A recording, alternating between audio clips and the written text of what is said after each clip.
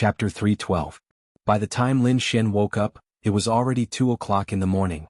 Lin Xian covered her head and looked around before realizing that she was already home. Qin Shi. After subconsciously calling out this name, Lin Xian quickly sat up from the sofa. Immediately after, an indescribable feeling welled up in her heart. Could it be? Is he a superhero hidden in human society? Superman? Batman? An otherworldly expert who vanquished demons and defended the Tao, who acted in a chivalrous and righteous manner but did not leave his name behind. Lin Xian saw too many things tonight that were beyond her imagination, so even after waking up, she still felt like she was living in a dream. For a moment she couldn't tell if this was reality or a dream. Just as Lin Xian was sitting on the sofa thinking, Qin Shi suddenly walked out of the kitchen with a bowl of porridge. "You're awake? You were frightened just now, so I made you a bowl of walnut porridge. It has the effect of calming the mind and nourishing the brain. Try it?" While speaking, Qin Shi handed the bowl to Lin Xian. After Lin Xian took the bowl in a daze, Qin Shi smiled and said, "There's more in the pot, you just need to heat it up tomorrow morning." "Thank you." The atmosphere in the room was a little strange, which also made Qin Shi feel a little uncomfortable. Looking at Lin Xian's blank expression, Qin Shi didn't know what to say now. So after thinking about it, he was ready to leave. "Well, even if you're fine, you should rest well. I should go back." Qin Shi had already reported the situation to Qin Ruoying, and Qin Ruoying wanted him to wait until Lin Xian woke up before leaving. After all, what happened tonight was too strange. If Lin Xian woke up without a shadow by her side, she would probably be very scared, so Qin Ruoying told Qin Shi to wait until Lin Xian woke up before leaving. Now that she was awake and the porridge was cooked, Qin Shi naturally had to go home to report. "All right, the amulet from before was broken, so I made you a new one. You should wear it, it'll protect you." After that, Qin Shi smiled and winked at her. "I'm going, call me if you need anything." Qin Shi left. After the soft sound of the door closing, Lin Xian was like a robot that had been powered up. She suddenly jumped up from the sofa. "Qin Shi, wait!" Lin Xian quickly chased after him. But when she walked out of the door, there was already no one in the hallway. Looking at the empty hallway, Lin Xian suddenly had a dazed expression on her face. Just like Mrs. Xianglin who had lost her soul, she walked back into the house in a daze.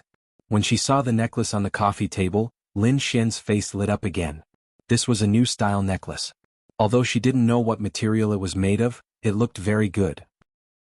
At least it was much better than the inferior Guanyin statue she used to wear. Lin Xian put the necklace on her neck, then carefully touched the pendant on the necklace with her hands.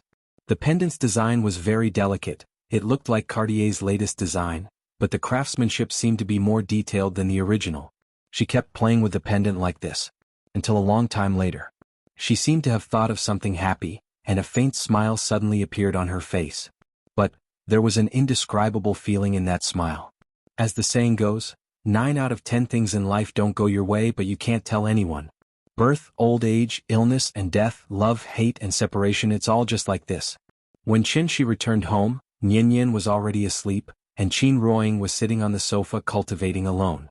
At this moment, their family was no different from thousands of ordinary families. The husband worked overtime and came home late, while the wife waited silently at home. Because Qin Shi walked silently, it wasn't until he sat next to Qin Ruoying that Qin Ruoying finally noticed his arrival. Qin Ruoying opened her eyes.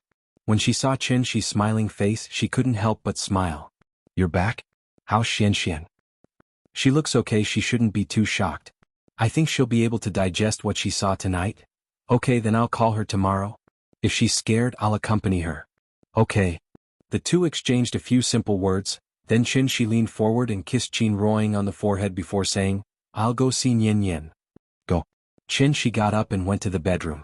As soon as he opened the door, he saw the little thing lying on the bed with her limbs spread out. Recently, the temperature had gradually risen, probably because of the heat, so in addition to kicking the quilt away, this little girl also unconsciously lifted the hem of her clothes, revealing half of her stomach. Looking at her white little belly, Qin Shi couldn't help but smile. This naughty egg, she doesn't even sleep well.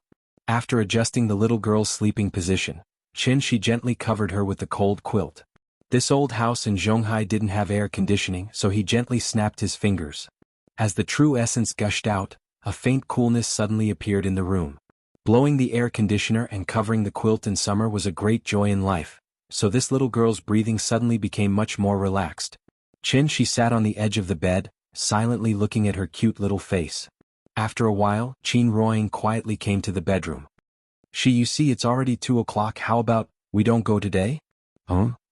Hearing this, Shi immediately took Qin Ruoying's hand and gently pulled her to his side. Okay, I'll listen to you. Tonight, we'll stay at home and not go anywhere, the couple whispered to each other by the bed.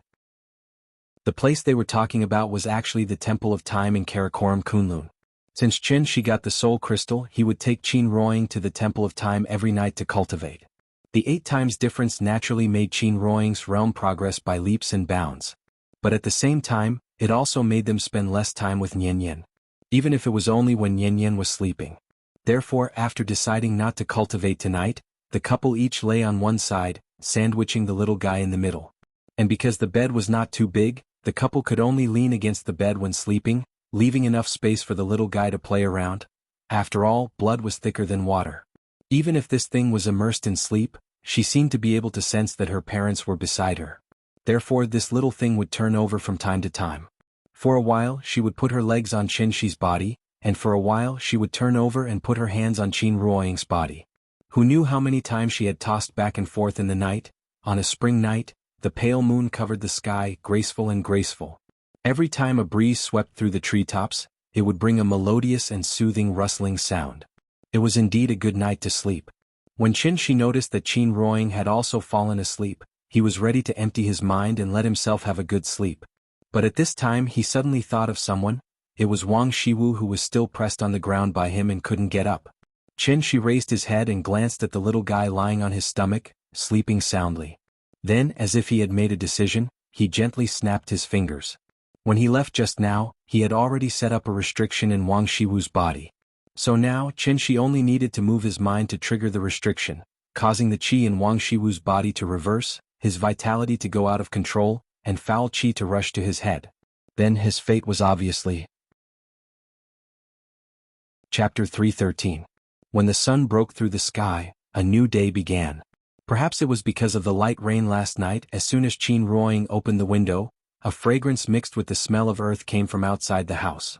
The warm sunlight sprinkled into the room through the window, and the bright and warm feeling instantly made people feel much better. After a night of charging, the little fellow's sweet voice echoed in the house again.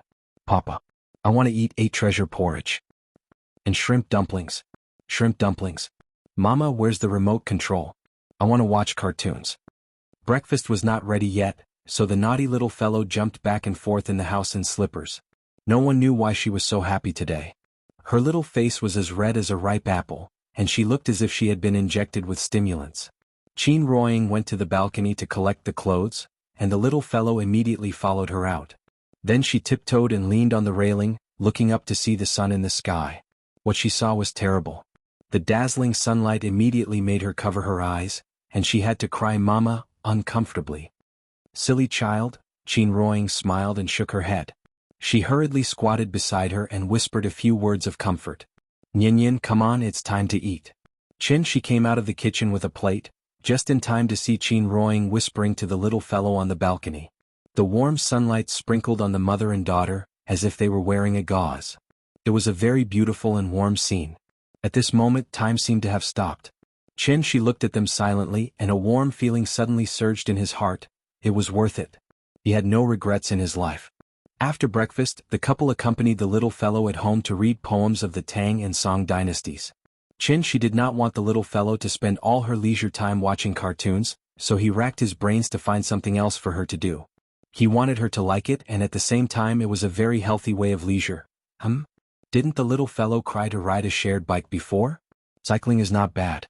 Thinking of this, Shi's eyes lit up. In fact, children of Nian's age should be starting to learn how to ride a bicycle. It was just that they were riding a children's bicycle with 2 balance wheels. Therefore, Shi wondered if he should buy a children's bicycle for Nian and take her to the park to learn how to ride it today. Shi quietly mentioned his idea to Qin Ruoying, but before Qin Ruoying could reply, the little guy who had been eavesdropping immediately jumped up from the cushion and shouted excitedly, "Cycling is good. I want to ride a bike. Let's go for a ride. Papa, let's go." With that, she jumped off the sofa and dragged Shi out of the door. As long as it was something that he liked, this little guy's ears were as sensitive as a radar. But if he called her when she was watching cartoons or when she was angry, no matter how many times Shi said it, This little thing would pretend not to hear it. Chin-shi carried her back to the sofa, pinched the tip of her nose with his hand and said with a serious face, "You want to go out to play? Okay, but you have to recite the poem that mommy just taught you. If you can recite it well, daddy will take you out to play." Hearing this, the little fellow was not afraid at all. Instead, she proudly raised her little head and said loudly, "I can recite it." "Okay, then recite it to me." Since he said that, the little fellow did not have stage fright. After jumping off the sofa, she ran to the opposite side of the sofa and faced Chin-shi and Chin Ruoying and recited it loudly. "When I was young I left home, but when I was old I returned home. My hometown accent has not changed. When children meet they don't know each other. Smiling they ask where you are from."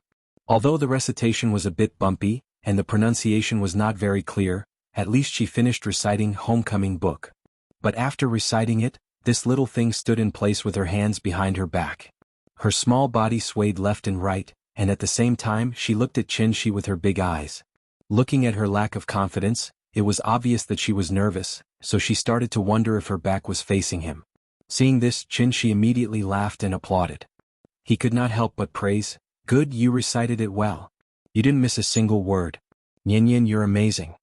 Although she did not recite it well, at least she finished reciting it. And, even if she recited it completely wrong, Chin-shi would not blame her.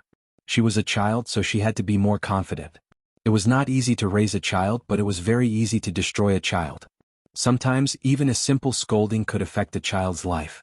For example, that sentence, "You can't even remember such a simple thing?" A seemingly insignificant scolding from a parent was very likely to leave a shadow in the child, so that they would start to doubt themselves and be more unwilling to learn. The psychology of a child was actually very simple. If they could not learn well after studying hard, it meant that they were very stupid. In that case, why should they study hard? They could not learn well anyway. The denial of a parent would only make the child more suspicious of himself. It had to be said that parents who habitually denied their children and forcibly put pressure on their children were really retarded. Perhaps they might think that their children were like Neza, who needed suffering and encouragement to thrive. Chin-shi's encouragement obviously worked, so this little thing suddenly relaxed a lot. Then she opened her arms and threw herself into Chin-shi's arms, giggling. "Papa, am I good?" "Good. Very good." After Chin-shi's sincere flattery, this little thing was obviously more active. Like a husky taking a walk, she did not even need Chin-shi to carry her. She ran downstairs like the wind. "Yin, run slower. Don't fall." Chin Ruoying hurriedly followed, but she had just taken a few steps when she heard the little thing let out a cry of surprise. What? Chin Ruoying was shocked. After quickly running downstairs, she saw Yin running out of the building like a wisp of smoke. Then, she happily threw herself into the arms of a person. "Hello, sister." The person who came was actually Lin Xian. Chin Ruoying looked at her with some surprise, then quickly stepped forward and asked, "Xian, when did you come? Why didn't you call me first?" "I said I would call you when I arrived, but I didn't expect to see you go out as soon as I arrived. What a coincidence." Lin Xian smiled and explained. But when Chin Ruoying looked at her, there was still a trace of suspicion in her eyes. After all, they were classmates and best friends for many years, so she felt that Lin Xian was a little strange today. Could it be? Chapter 314. Actually, Lin Xian had always known their address, but because the couple had left one after another, she hadn't visited them for many years. Since she was a guest, she couldn't possibly not even let her through the door, right? Therefore, Chin Ruoying repeatedly invited Lin Xian upstairs, but Lin Xian shook her head repeatedly, saying that she was just passing by to see Yin and would leave soon. Passing by? See Yin? Could she be more careful? Chin Ruoying knew that she was looking for an excuse, but because she couldn't persuade her, she could only accompany her outside the building, chatting while waiting for Chen-shi to come downstairs. In fact, the moment the little fellow exclaimed, Chen-shi had already used his divine sense to detect Lin Xian's arrival. Therefore, after he packed up and closed the door, he greeted Lin Xian with a smile from afar. "Oh, what a rare guest." That natural action and expression made it seem as if he was greeting a neighbor that he had a good relationship with. It seemed particularly casual and enthusiastic. This kind of natural behavior also gave Lin Xian an illusion in her days. The current him and the him last night, were they really the same person? Su Shi once said, "A brave man is not alarmed when faced with a sudden attack, he is not angry when provoked." Even if Mount Tai collapses in front of him, his expression will not change, and his eyes will not blink when the elk rises to the left. This should be the kind of person he was talking about. Lin Xian stared blankly at Chen Shi until Qin Ruoying patted her in puzzlement, and she finally came back to her senses. Xian, it's rare for you to come, why don't you go to the park with us today and play with Nian while you're at it? As if to hide her strangeness, Lin Xian quickly nodded and quickly replied, okay, let's go, I just drove today, you guys wait for me at the gate, I'll go get the car. After saying that, she handed the little fellow to Qin Ruoying, and quickly ran towards the gate of the district.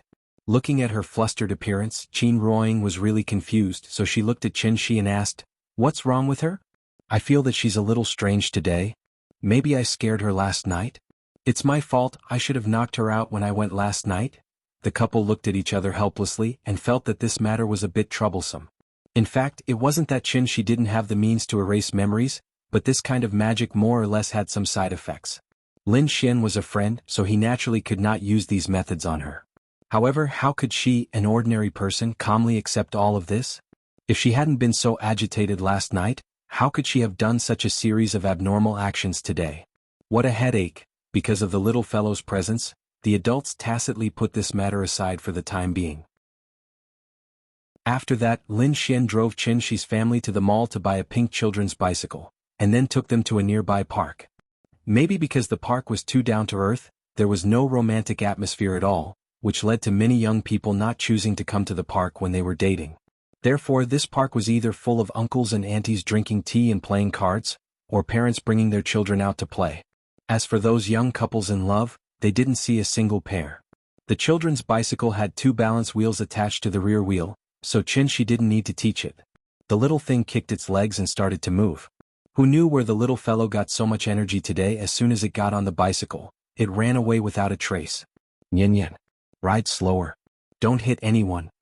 Qin Ruoying shouted a few words from behind, but this carefree husky didn't care so much and ran away without a trace. There were a lot of old people and children in the park, and Qin Ruoying was worried that she couldn't stop the bicycle and hit someone, so she no longer had her usual dignified and calm temperament, and could only trot behind this naughty egg and at the same time, keep shouting for her to ride slower. The naughty daughter ran in front, and the anxious mother chased behind. Such a scene? It actually gave off a warm feeling. Nian is getting more and more lively now.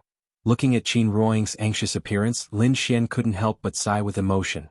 However, after Chen Shi finished listening to her words, she smiled and said something that didn't make sense. I'm not going to waste my time. Didn't we have a song when we were young that went viral all over the country? And? What song? Lin Xian was stunned for a moment, obviously confused by his sudden question. Only a mother is good in the world. A child with a mother is like a treasure. Into a mother's embrace, where can you find happiness? Perhaps because she was too easily amused when she heard Chen Shi recite these few lines of lyrics, Lin Xian couldn't help but burst out laughing. But then she smiled and shook her head as if sighing with emotion and couldn't help but sigh softly. Yes, a child with a mother is like a treasure. Ying is back. It's great. Yes, it's great. Chen Shi smiled and nodded and then stopped talking. The two silently looked at the mother and daughter who were circling back not far away, and for a moment, it seemed that they didn't want to talk. After a while, Lin Xian seemed to have thought of something and suddenly turned to look at Chen Shi and asked with a smile, "Oh, right? Last night? I wasn't dreaming, right?" Hearing this, Chen Shi didn't want to hide, so he nodded lightly and gave an affirmative answer. "Oh. Oh." After hearing Chen Shi's affirmative answer, Lin Xian suddenly fell silent. Chen Shi waited for a while and seeing that she didn't speak, he asked directly, "Last night's incident should have refreshed your understanding of this world, right? How about I give you a simple explanation?" Hearing this, Lin Xian's eyes flashed with a hint of joy. But soon she asked with a worried face, "These things shouldn't be said casually, right? Why not just treat it as a story?" Then Chen Shi gave her a simple explanation of the Wu Lian secret.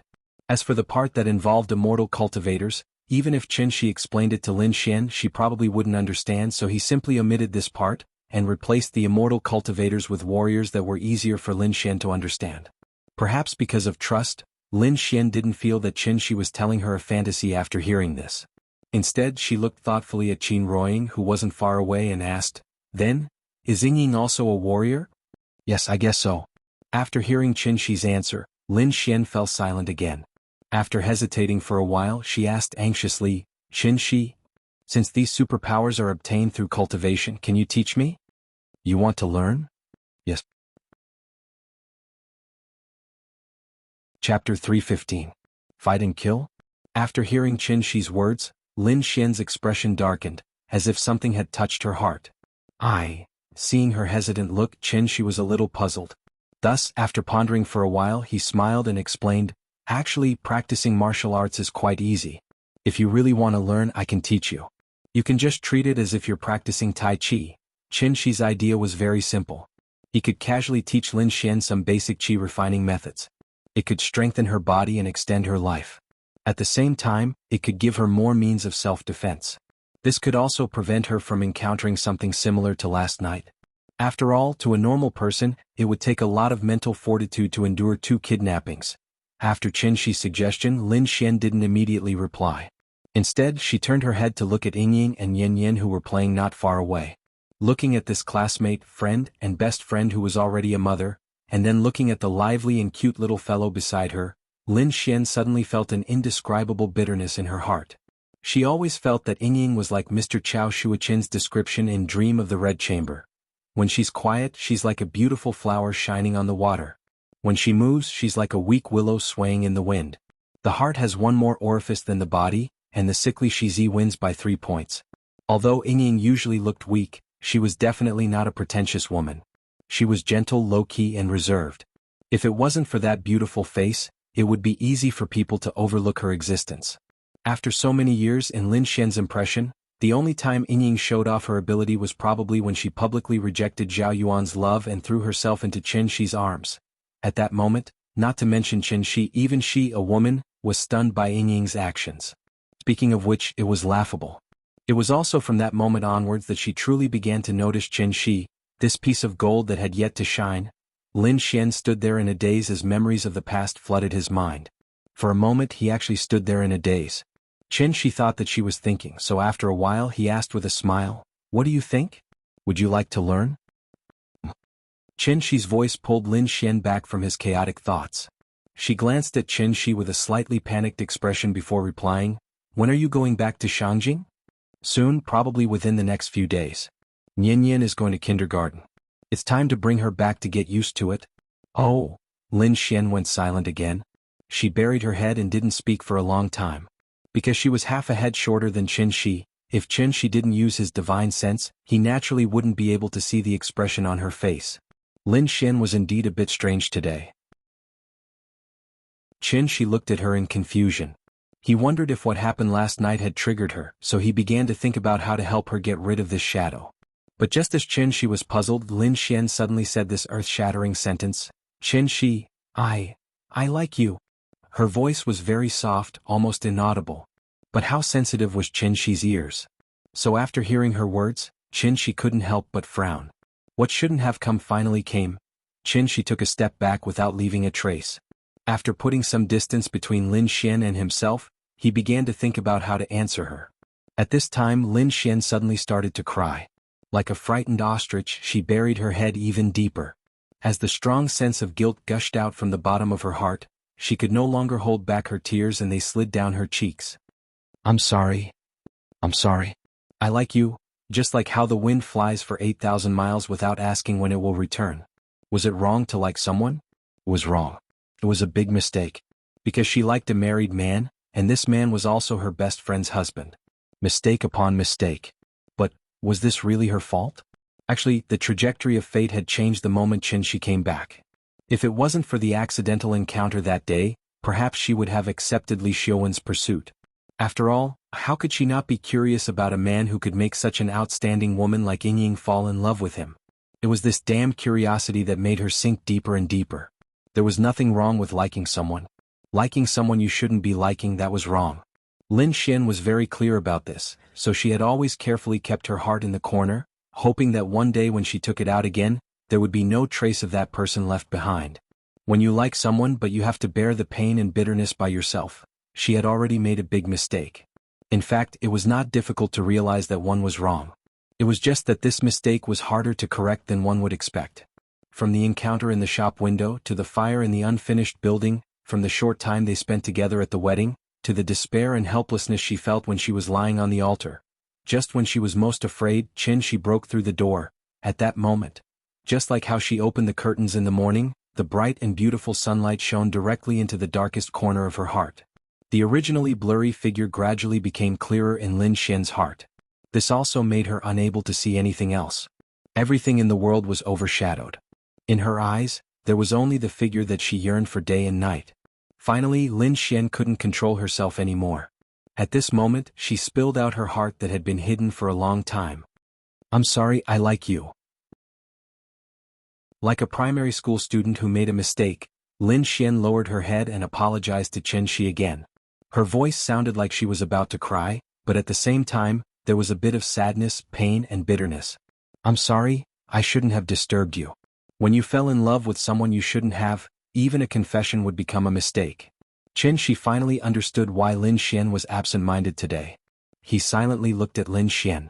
After a long silence, Chen Shi said with a serious face, "Don't say sorry, there's nothing wrong with liking someone." At this point, Chen Shi couldn't help but turn his head to look in Qin Ruoying's direction. At this time, Qin Ruoying seemed to have sensed something, so she raised her head and looked at Chen Shi from afar. But then, Qin Ruoying suddenly smiled and nodded slightly at Chen Shi. They didn't have the wings of a colorful phoenix, but their hearts were connected. After getting the approval of his wife, Chen Shi coughed lightly and continued to say to Lin Xian, "Xian, you're a good girl, but you can't spoil things like feelings. Actually, I think you should open your heart and look at the world in another way. That way you will have new discoveries and not like now where you lock yourself in a small room. If I really want to say sorry, I should be the one saying it. I'm sorry, I don't know what I should say now." Looking at Lin Xian, who kept her head down and didn't speak, Chen Shi couldn't help but laugh awkwardly after saying a lot of chicken soup for the soul. "This kind of thing really gives me a headache." Chen Shi really didn't know what to say. The wind in the park blew gently and the two were speechless. After a while, Lin Xian suddenly raised her head and sniffed gently. She forced a smile on her face and said, "I'm sorry, I forgot myself. There's nothing wrong with liking someone, but I did something wrong. My mistake was that I shouldn't have said it out loud because it would make me seem selfish and completely disregard other people's feelings. I'm sorry, I hope you guys don't mind." She said "you guys," so this apology was obviously meant for Qin Ruoying. When Chen Shi heard this, he couldn't help but let out a sigh of relief and quickly said, "It's fine, I have a bad memory, haha." Lin Xian was amused by his silly look. The moment she laughed, she was like a lotus flower at the beginning of the summer rain, beautiful beyond compare. "Thank you. I've thought it through. Feelings are actually like what you just said, you can't spoil them." Speaking of this, Lin Xian reached out and tucked the scattered hair behind her ear. Then, as if nothing had happened, she smiled at Chen Shi and said, "I have something to do later, so I won't accompany you guys today. I'll leave first. Okay, be careful when you drive. Goodbye." "Goodbye." After smiling and waving at Chen Shi, Lin Xian turned around and quickly walked away. But after taking a few steps, she suddenly turned around and asked Chen Shi loudly, "Hey Chen Shi, are we still friends?" This question, Li Xiuwen just asked her yesterday. So when Lin Xian couldn't help but ask Chen Shi the same question, the smile on her face suddenly froze. But fortunately, Chen Shi didn't disappoint her. "Of course, you're one of the few friends Ying and I have. Be careful on the road, if anything happens call me." "Thank you." After hearing Chen Shi's affirmative answer, Lin Xian couldn't help but smile happily. But when she turned around, her vision instantly blurred. Bean-sized teardrops gushed out crazily like a flood that had broken through a dam. After Lin Xian's figure disappeared from sight, Chen Shi silently retracted his divine sense and then came to Qin Ruoying's side. The husband and wife stood side by side and quietly watched the naughty little guy run around the park. This kind of thing should be reported to his wife, but Chen Shi really didn't know where to start. Qin Ruoying seemed to sense his strangeness, so she took the initiative to reach out her right hand and gently held Chen Shi's left hand. "I know Xian didn't do it on purpose." Hearing this, Chen Shi couldn't help but look at Qin Ruoying with slight surprise, but he only saw Ying's peaceful smile. Didn't do it on purpose, just these 5 simple words, but unconsciously pointed out a lot of important things. Sure enough, Ying was as low-key, smart, virtuous and considerate as always. Thinking of this, Chen Shi couldn't hold it in anymore and kissed her heavily in front of everyone. Immediately, Qin Ruoying's face was filled with disgust as she said coquettishly, "Annoying. I still like you very much, like the wind that flies 8,000 miles, not asking when it will return." Chapter 316. 3 days later. Because of her bad mood, Lin Xian took a week of sick leave and didn't go to work recently. Mental illness was also an illness and there was no cure for it. Therefore, for most of the 3 days she just hugged her legs and sat quietly on the sofa in a daze. She didn't turn on the lights and the curtains were tightly drawn. Only in the darkness could she find a trace of warmth. Although she had never been in love, the lingering disappointment and sadness still lingered in her heart. She didn't want to think about it, but she couldn't control herself. She couldn't help but think of that figure, and that was why she was in so much pain. Time passed by just like that. Suddenly the doorbell rang. Ding dong. Lin Xian was shocked. She thought that her dream had come true, so a trace of joy immediately appeared on her face. When you miss someone in your heart, you knew that it was impossible, but the moment you opened the door, you would still hope that the person behind the door would be the one you thought about day and night. And this, it was just a kind of self-deception, so she quickly came back to her senses. After all, why would Qin Shi come to her house for no reason? Who was knocking on the door? Lin Xian glanced outside through the peephole and saw a middle-aged man in a black suit standing outside the door with a serious face. Who is it? For safety reasons, Lin Xian didn't open the door immediately. Instead she asked through the door. Miss Lin, hello. My name is Qin Shui. I'm Mr. Chen's friend. He asked me to pass something to you. Lin Xian looked through the peephole repeatedly for a while. After confirming that Qin Shui didn't look like a bad person, she opened the door a little. Qin Shui was tactful. After passing the file in his hand to Lin Xian through the security door, he immediately took a step back and said, Miss Lin, Mr. Chen might not have mentioned me to you. You can take a look. This is my business card. I was asked by Mr. Chen to call you no matter what difficulties you encounter in the future. I think I should be able to help. Alright, thank you. Sorry to trouble you. Lin Xian remained vigilant towards this stranger who was so friendly to her for the first time. After thanking him politely, she quickly closed the door. Bang. Seeing this, Qin Shui could only smile helplessly, then turned around and returned to the elevator. While he was waiting for the elevator, 2 men in black suits appeared out of nowhere and followed him into the elevator. I've checked, this girl is just an ordinary person. You two will transfer a group of people from the branch and divide them into 2 groups to protect her 24/7, understand? Understood. Although Qin Shi had already killed the old man whom Steward Sun regarded as his heavenly father, he did not have the time to play hide-and-seek with the remnants of the Zhenli sect. For the sake of Lin Xian's safety, Qin Shi simply handed this important task to Qin Shui. He hoped that Qin Shui could protect Lin Xian for a period of time until the Zhenli sect was completely wiped out by the Wu Lian. Qin Shui did not understand the situation. When he saw that Lin Xian was a young and beautiful girl, he naturally could not help but misunderstand the situation. Therefore he valued Lin Xian's personal safety so much. Lin Xian did not know what had happened. It was not until she opened the document bag and saw what Qin Shi had left for her that she suddenly realized, Qin Shi and his family had already left. They did not even leave a word of farewell. The only thing in the file was a handwritten draft with a fountain pen. Although it was a draft, it was written in one go without any mistakes. Moreover, the handwriting was very neat. Could be said that the strokes were like dragons and snakes. Lin Xian looked at the contents of the draft and realized that this should be the cultivation method that Qin Shi had mentioned before. There were 2 parts in total. One part was the Qi cultivation chapter, and the other part was the Qi cultivation chapter. Lin Xian looked at the flowing handwriting and suddenly heard Qin Shi's rhythmic voice. It was as if Qin Shi was by her side at this moment and was guiding her on how to cultivate. She did not know why, but after randomly flipping through the draft in her hand, Lin Xian's mood suddenly became much better. Therefore, she clenched her delicate fists as if to encourage herself. She pouted and said loudly, Xian, do your best. Do your best. Even if it was just an impossible dream, she would continue to live in it. It would be best if she would never wake up. Shangjing Dongming Alley. It was a familiar place with the strong smell of Beijing. The taxi had just stopped at the entrance of the alley when the naughty little guy impatiently pushed open the door and ran out like a wisp of smoke. While running, she shouted at the top of her lungs, Big cat! Big cat! Big cat! Her sweet voice echoed in the alley. As if in response to her shout, a sharp cat's cry suddenly sounded from behind the wall. Meow. A black shadow leaped onto the wall and stood on top of it, looking around. That silly look on his face, wasn't that the big cat that she had not seen for a long time? The big cat stood on the wall and looked for a while. When it saw the little guy's familiar smiling face, it immediately ran along the wall. Its movements were extremely fast. In the blink of an eye, it was already above the little guy's head. Then it spread out its limbs and jumped from the wall, directly pouncing on the little guy on the ground. Meow. Perhaps it was because it had not seen its little master for a long time, so this guy was especially enthusiastic. Big cat. Looking at the big cat pouncing on her, the little guy immediately opened her arms happily and made a gesture to catch it. However, just as the big cat was about to pounce on the little guy, a big hand suddenly grabbed it in midair. Meow. The big cat looked at Qin-Shi with a dumbfounded expression. But before it could recover, Qin-Shi slapped it on the head. Look at you, how fat are you? Can a 5-year-old child like her catch you? While speaking, Qin-Shi also weighed the big cat's weight. It must be more than 10 kilograms, right?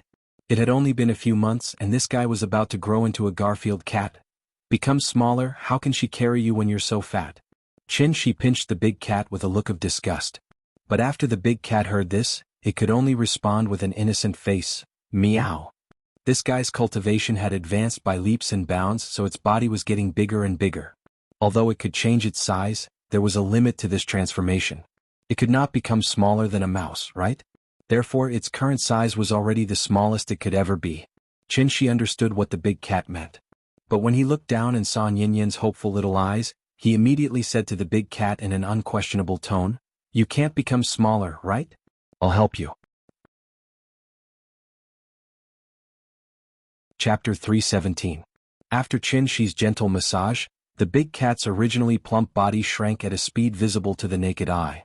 As a cat, of course, it's better to be more agile. Perhaps it was because she hadn't seen the big cat for a long time, so the little thing was particularly clingy today. When she tiptoed and raised her small hands, happily taking the big cat from Qin-Shi's hands, she immediately put her rosy little face on the big cat and kept rubbing it. After rubbing it for a while, the little thing used both hands to hold the big cat and raised it in front of her. Then she looked into its eyes and asked seriously, big cat, did you miss me?" Meow meow meow meow meow. This little thing was quite sensible. It knew that its only mission was to make Nian-Yan happy, so after a few calls, it stuck out its tongue and licked Nian-Yan's little face. The slippery feeling immediately made the little thing giggle. The little thing stood there with the big cat in her arms. Qin-Shi waited for a while, then carried her and the cat and went straight to the courtyard. "Nian-Yan, let's go home. What should we do when we see Grandpa later?" "I know. We have to take the initiative to say hello to Grandpa." Smart. The family of 3 walked into the courtyard. Just as they turned the screen wall and came to the door of the drooping flower, a figure slowly walked out from the main hall. Wasn't that Qin Yongyan who had been away for a long time?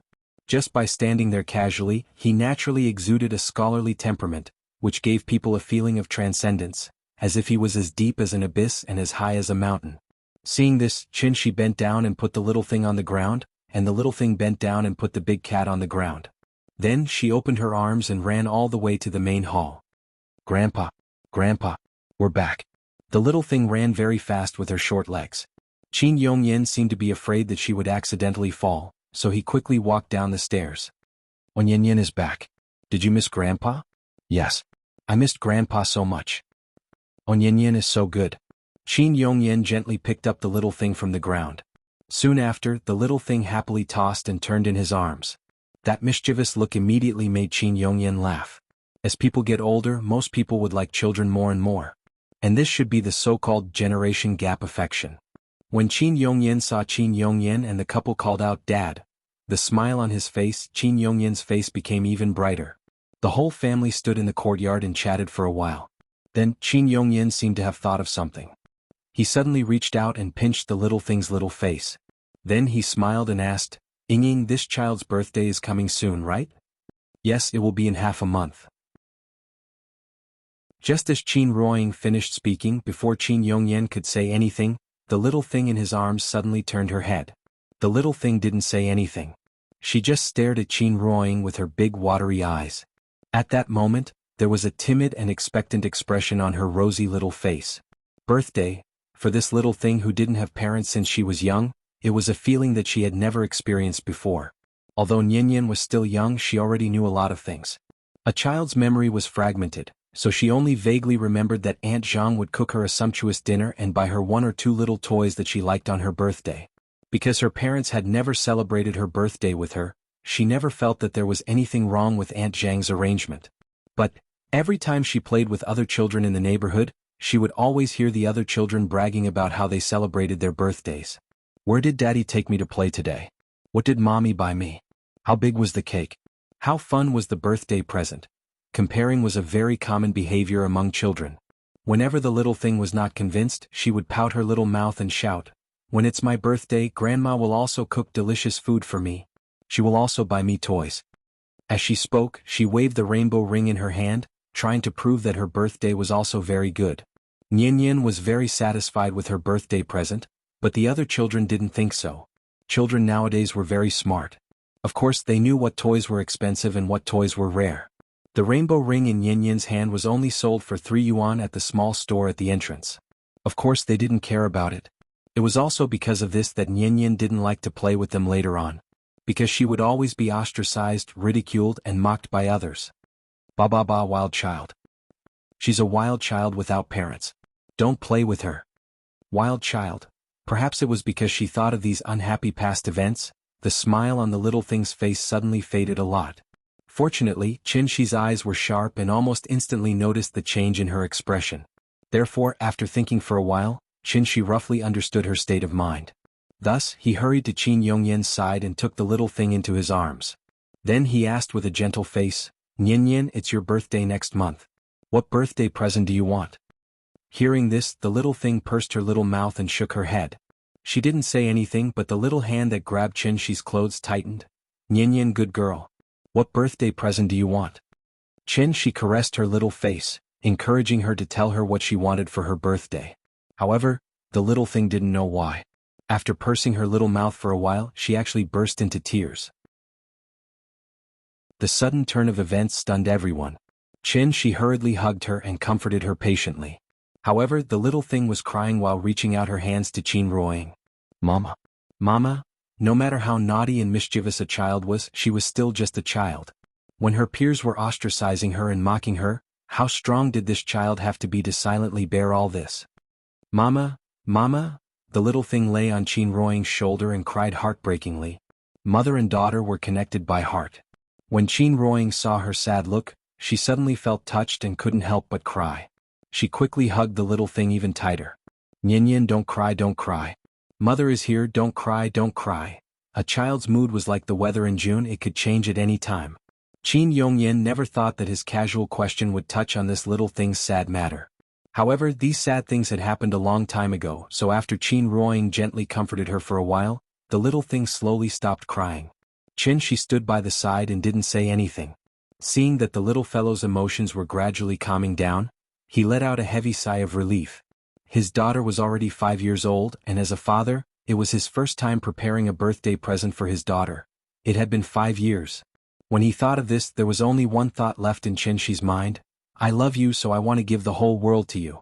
And this was the deepest and most profound feeling he had for Nian. People called it.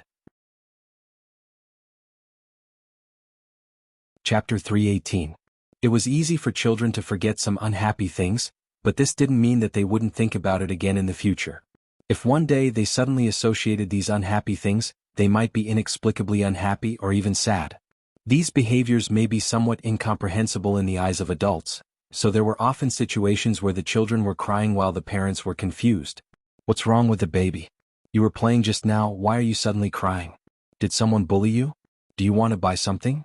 In fact, the child was just reminded of the past. After all, they were still young and hadn't learned how to control their emotions. Even adults would become very sad when thinking about sad things, let alone children. Only when they grew up would they truly learn to be strong.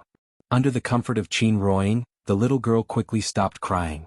However, this also reminded Qinshi that he must prepare a birthday gift in half a month. After forgetting those troubles, the little girl's face was full of smiles again. Qinshi used WeChat to video call Gu Lao. After a few simple polite words, the two sides of the call became the three little guys. Nian was waving her small hands vigorously on this side, while the twins were pushing and squeezing on the other side, all scrambling to talk to her. When Qinshi saw this situation, the corners of his mouth couldn't help but reveal a smile.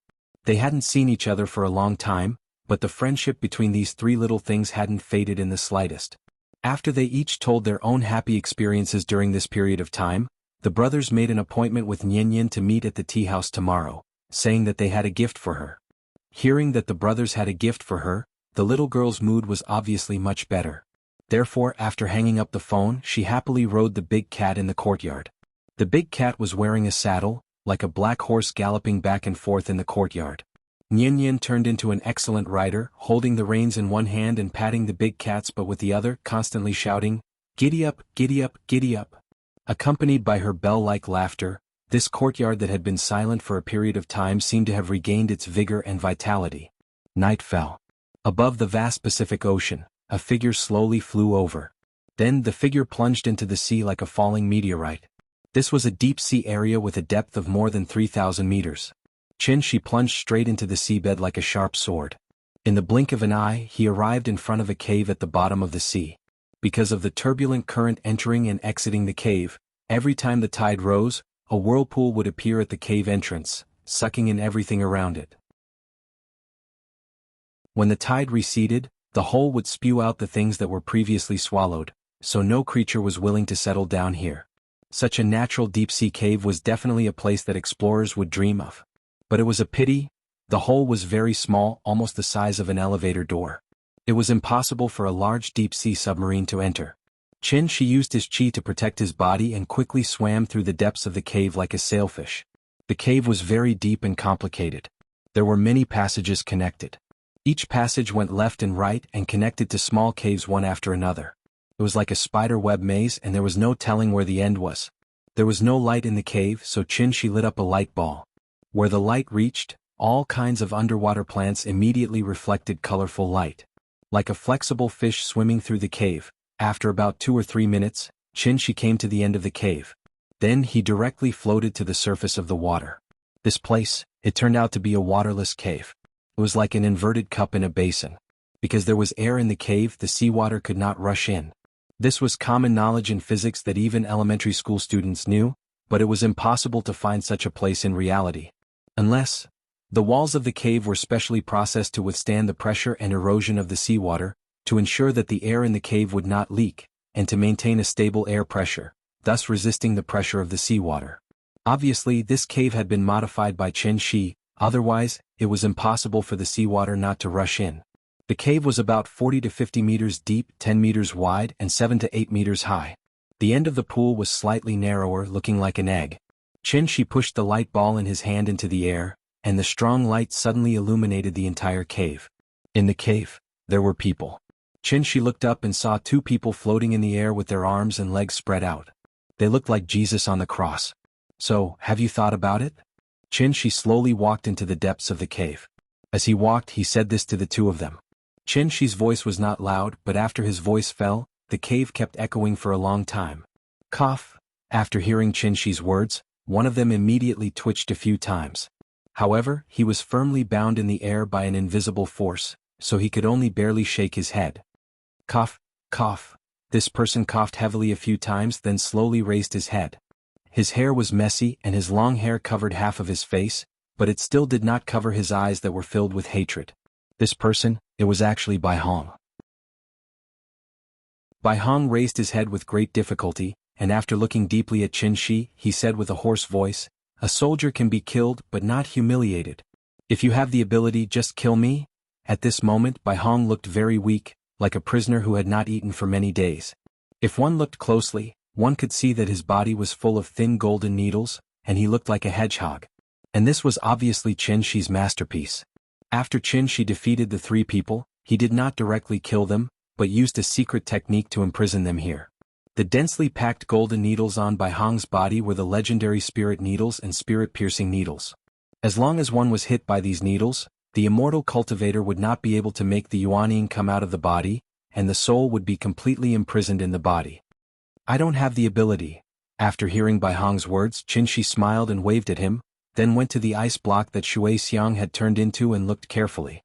After confirming that Shui Xiang would not wake up in a short time, Qin turned to Bai Hong and continued, "Do you know why I didn't kill you?" Bai Hong did not reply.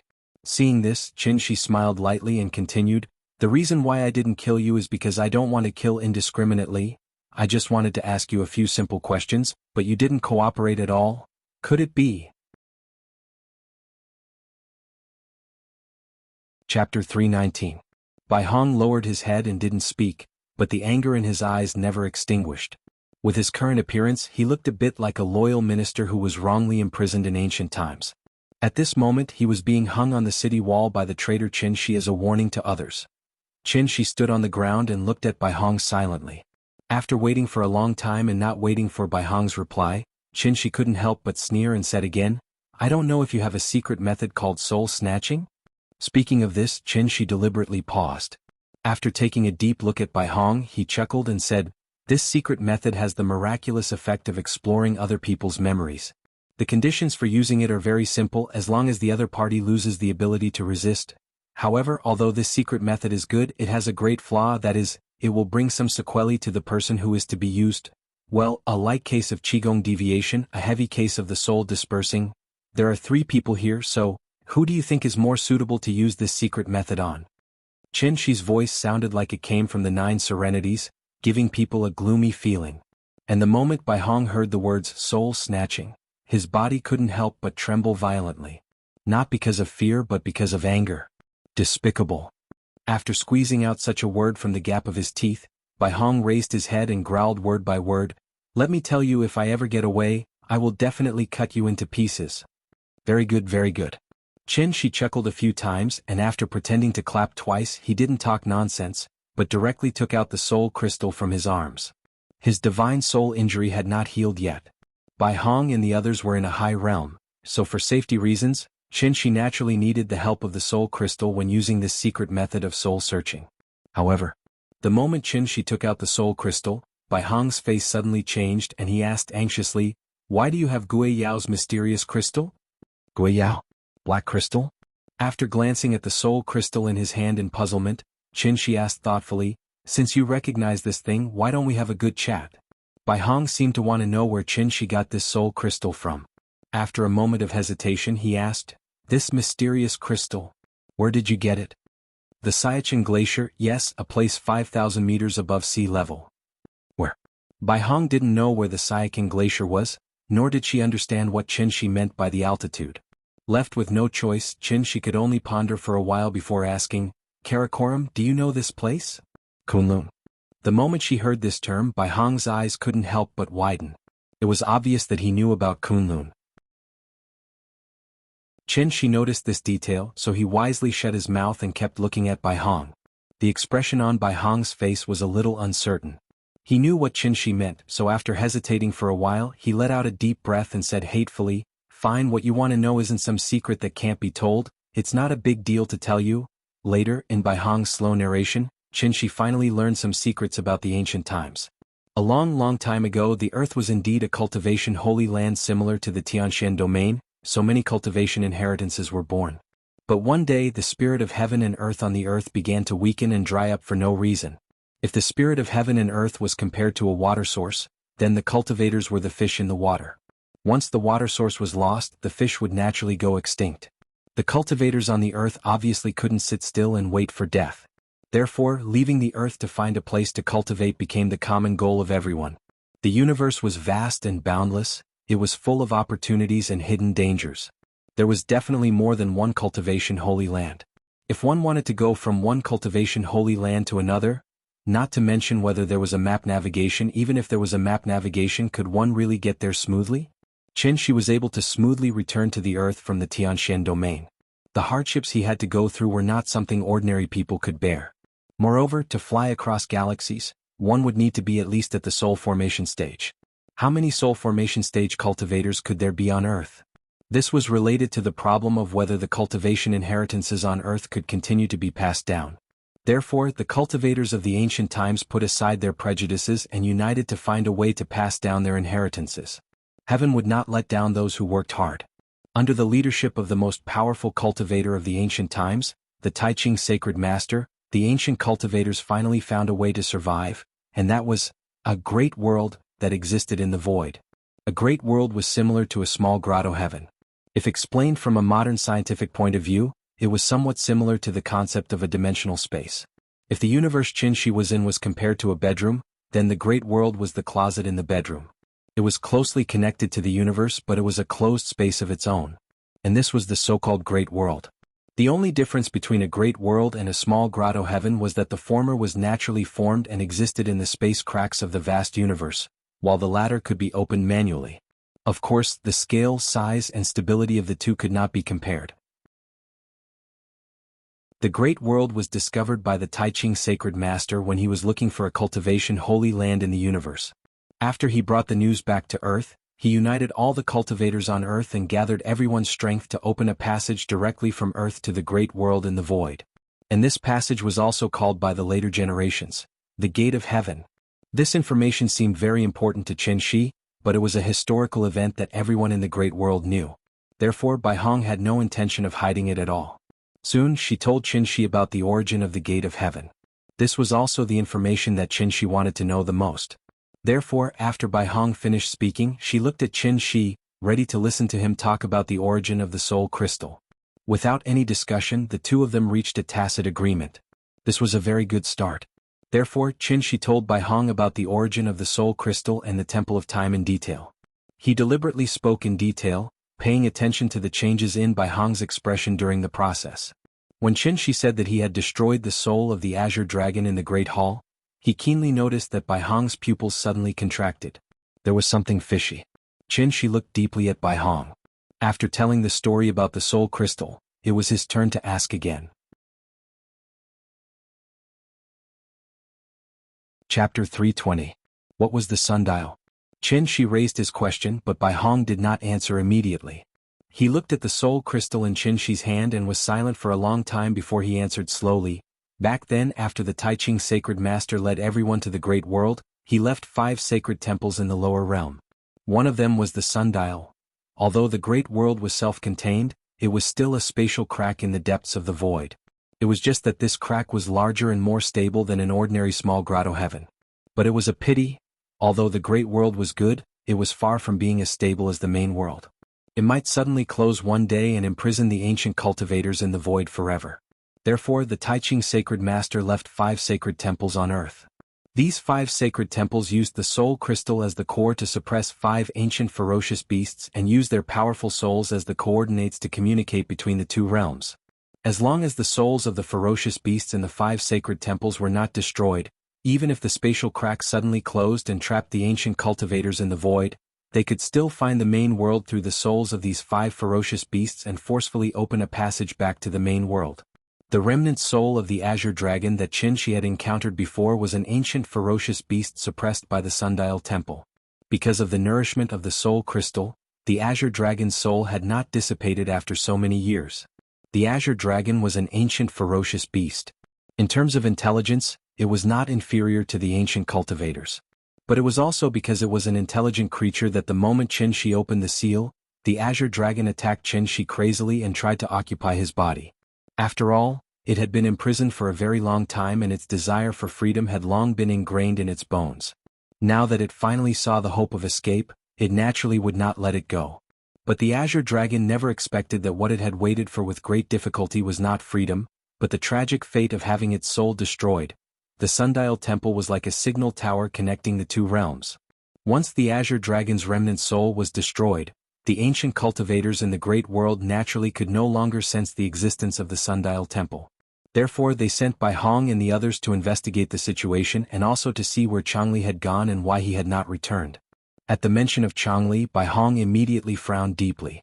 Gui Yao was destroyed, Changli's fate was unknown, and now even the 3 of them had fallen into the hands of this person, completely reduced to prisoners. Everything was the work of this mysterious man in front of him. When did such an expert appear in the lower realm? Thinking of this, Bai Hong couldn't help but take a deep look at Qin Shi before asking her second question. Who are you? His question was very general, so Qin Shi immediately replied with a smile. Me? My name is Qin Shi. I'm from Zhonghai and I'm currently living in Shangjing. I'm unemployed and I own a tea house. I spend most of my time at home with my wife and kids. Bai Hong wasn't a fool. This perfunctory answer naturally wouldn't satisfy him. Therefore, he immediately interrupted Qin Shi and said angrily, "Don't try to trick me. With the cultivation conditions of the lower realms, it's impossible for an existence of your level to appear. Who are you? Why do you want to be our enemy?" Bai Hong seemed to be very concerned about this question. Seeing this, Qin Shi spread out his hands innocently and replied seriously, "Why would I lie to you? I'm really a native of Earth. Yes, Earth is the lower realm you mentioned. I've always been in the lower realm, so I don't know anything about your world. Otherwise, why would I waste my time asking you these simple questions? These words were reasonable, and for a moment, Bai Hong didn't know how to continue asking. Yes, if Qin Shi also came from the lower realm, then why didn't he know the history that everyone knew? Bai Hong secretly tried to figure out Qin Shi's background. Qin Shi waited for a while. Seeing that Bai Hong didn't speak, he asked with a smile, "Okay, now it's my turn to ask questions?" Bai Hong didn't answer. Seeing this, Qin Shi continued asking, "Let's talk about the lower realm. I'm very curious about the situation inside." As he spoke, he gently rubbed the soul crystal in his hand with his finger. This action seemed to be a silent warning to Bai Hong that if he still didn't speak, he would use force. In fact, the reason why Qin Shi took the trouble to ask and didn't directly use the secret technique to search his soul was mainly because his soul injury had not healed. After all, Bai Hong and the others were not weak and their souls were intact. If they also happened to practice some kind of secret technique that strengthened their souls, then Qin Shi would very likely suffer a backlash in the process of casting the technique and go crazy. Qin Shi now had the upper hand and had plenty of ways to make Bai Hong talk. Naturally, he wouldn't take the risk so easily. It was better to be safe than sorry. Qin Shi had a deep understanding of this. Looking at the glimmering light on the soul crystal, an indescribable feeling suddenly appeared in Bai Hong's eyes. After exhaling deeply, he looked at Qin Shi and slowly said, "The lower realm? That's a place that's close to paradise." The lower realm was located in a void crack in the depths of the universe and was connected to Earth through the gate of heaven.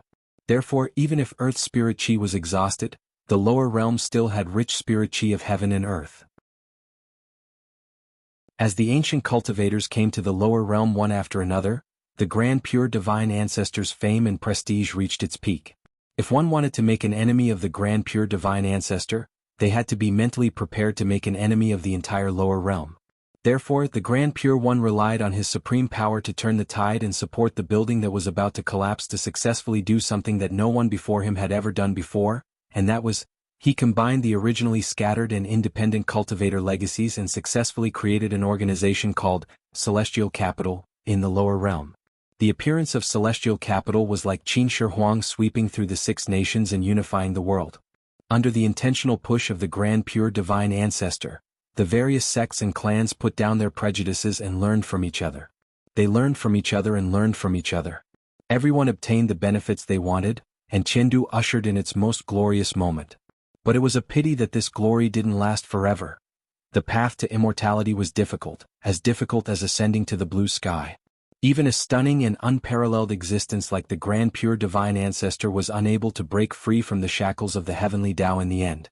As a result, his lifespan ran out and he passed away with regret. With the passing of the Grand Pure Divine Ancestor, Celestial Capital's strength also weakened rapidly and was no longer as glorious as before. However, as the saying goes, a dead camel is bigger than a horse and a rotten ship still has 3 caddies of iron. Although Celestial Capital was no longer as glorious as before, with the assets left behind by the Grand Pure Divine Ancestor, Celestial Capital was still the strongest force in the lower realm. As the Divine General of Celestial Capital, Bai Hong naturally could not tell Qin Shi all the details of Celestial Capital, so after a brief introduction of the origin of Celestial Capital, he closed his mouth again. In this regard, Qin Shi had no intention of continuing to ask, because he had roughly guessed the current situation of Celestial Capital. The reason was very simple. The world was as black as the crows. In order to survive, cultivators had to strengthen themselves through plundering. If the immortal cultivators were regarded as animals, then from the perspective of such a selfish ethnic style, to create a country or organization with a centralized system similar to that of heavenly capital, that was simply an impossible thing. After all, as consumers at the top of the food chain, cultivators could strengthen the overall strength of the clan after forming an organization, but they did not have enough resources to maintain the operation of the organization. It was precisely because of this that cultivators had always established relationships with each other in the form of clans and sects, and could only huddle together in a small area for warmth. In the end, it was all because of those simple 8 words: natural selection, survival of the fittest.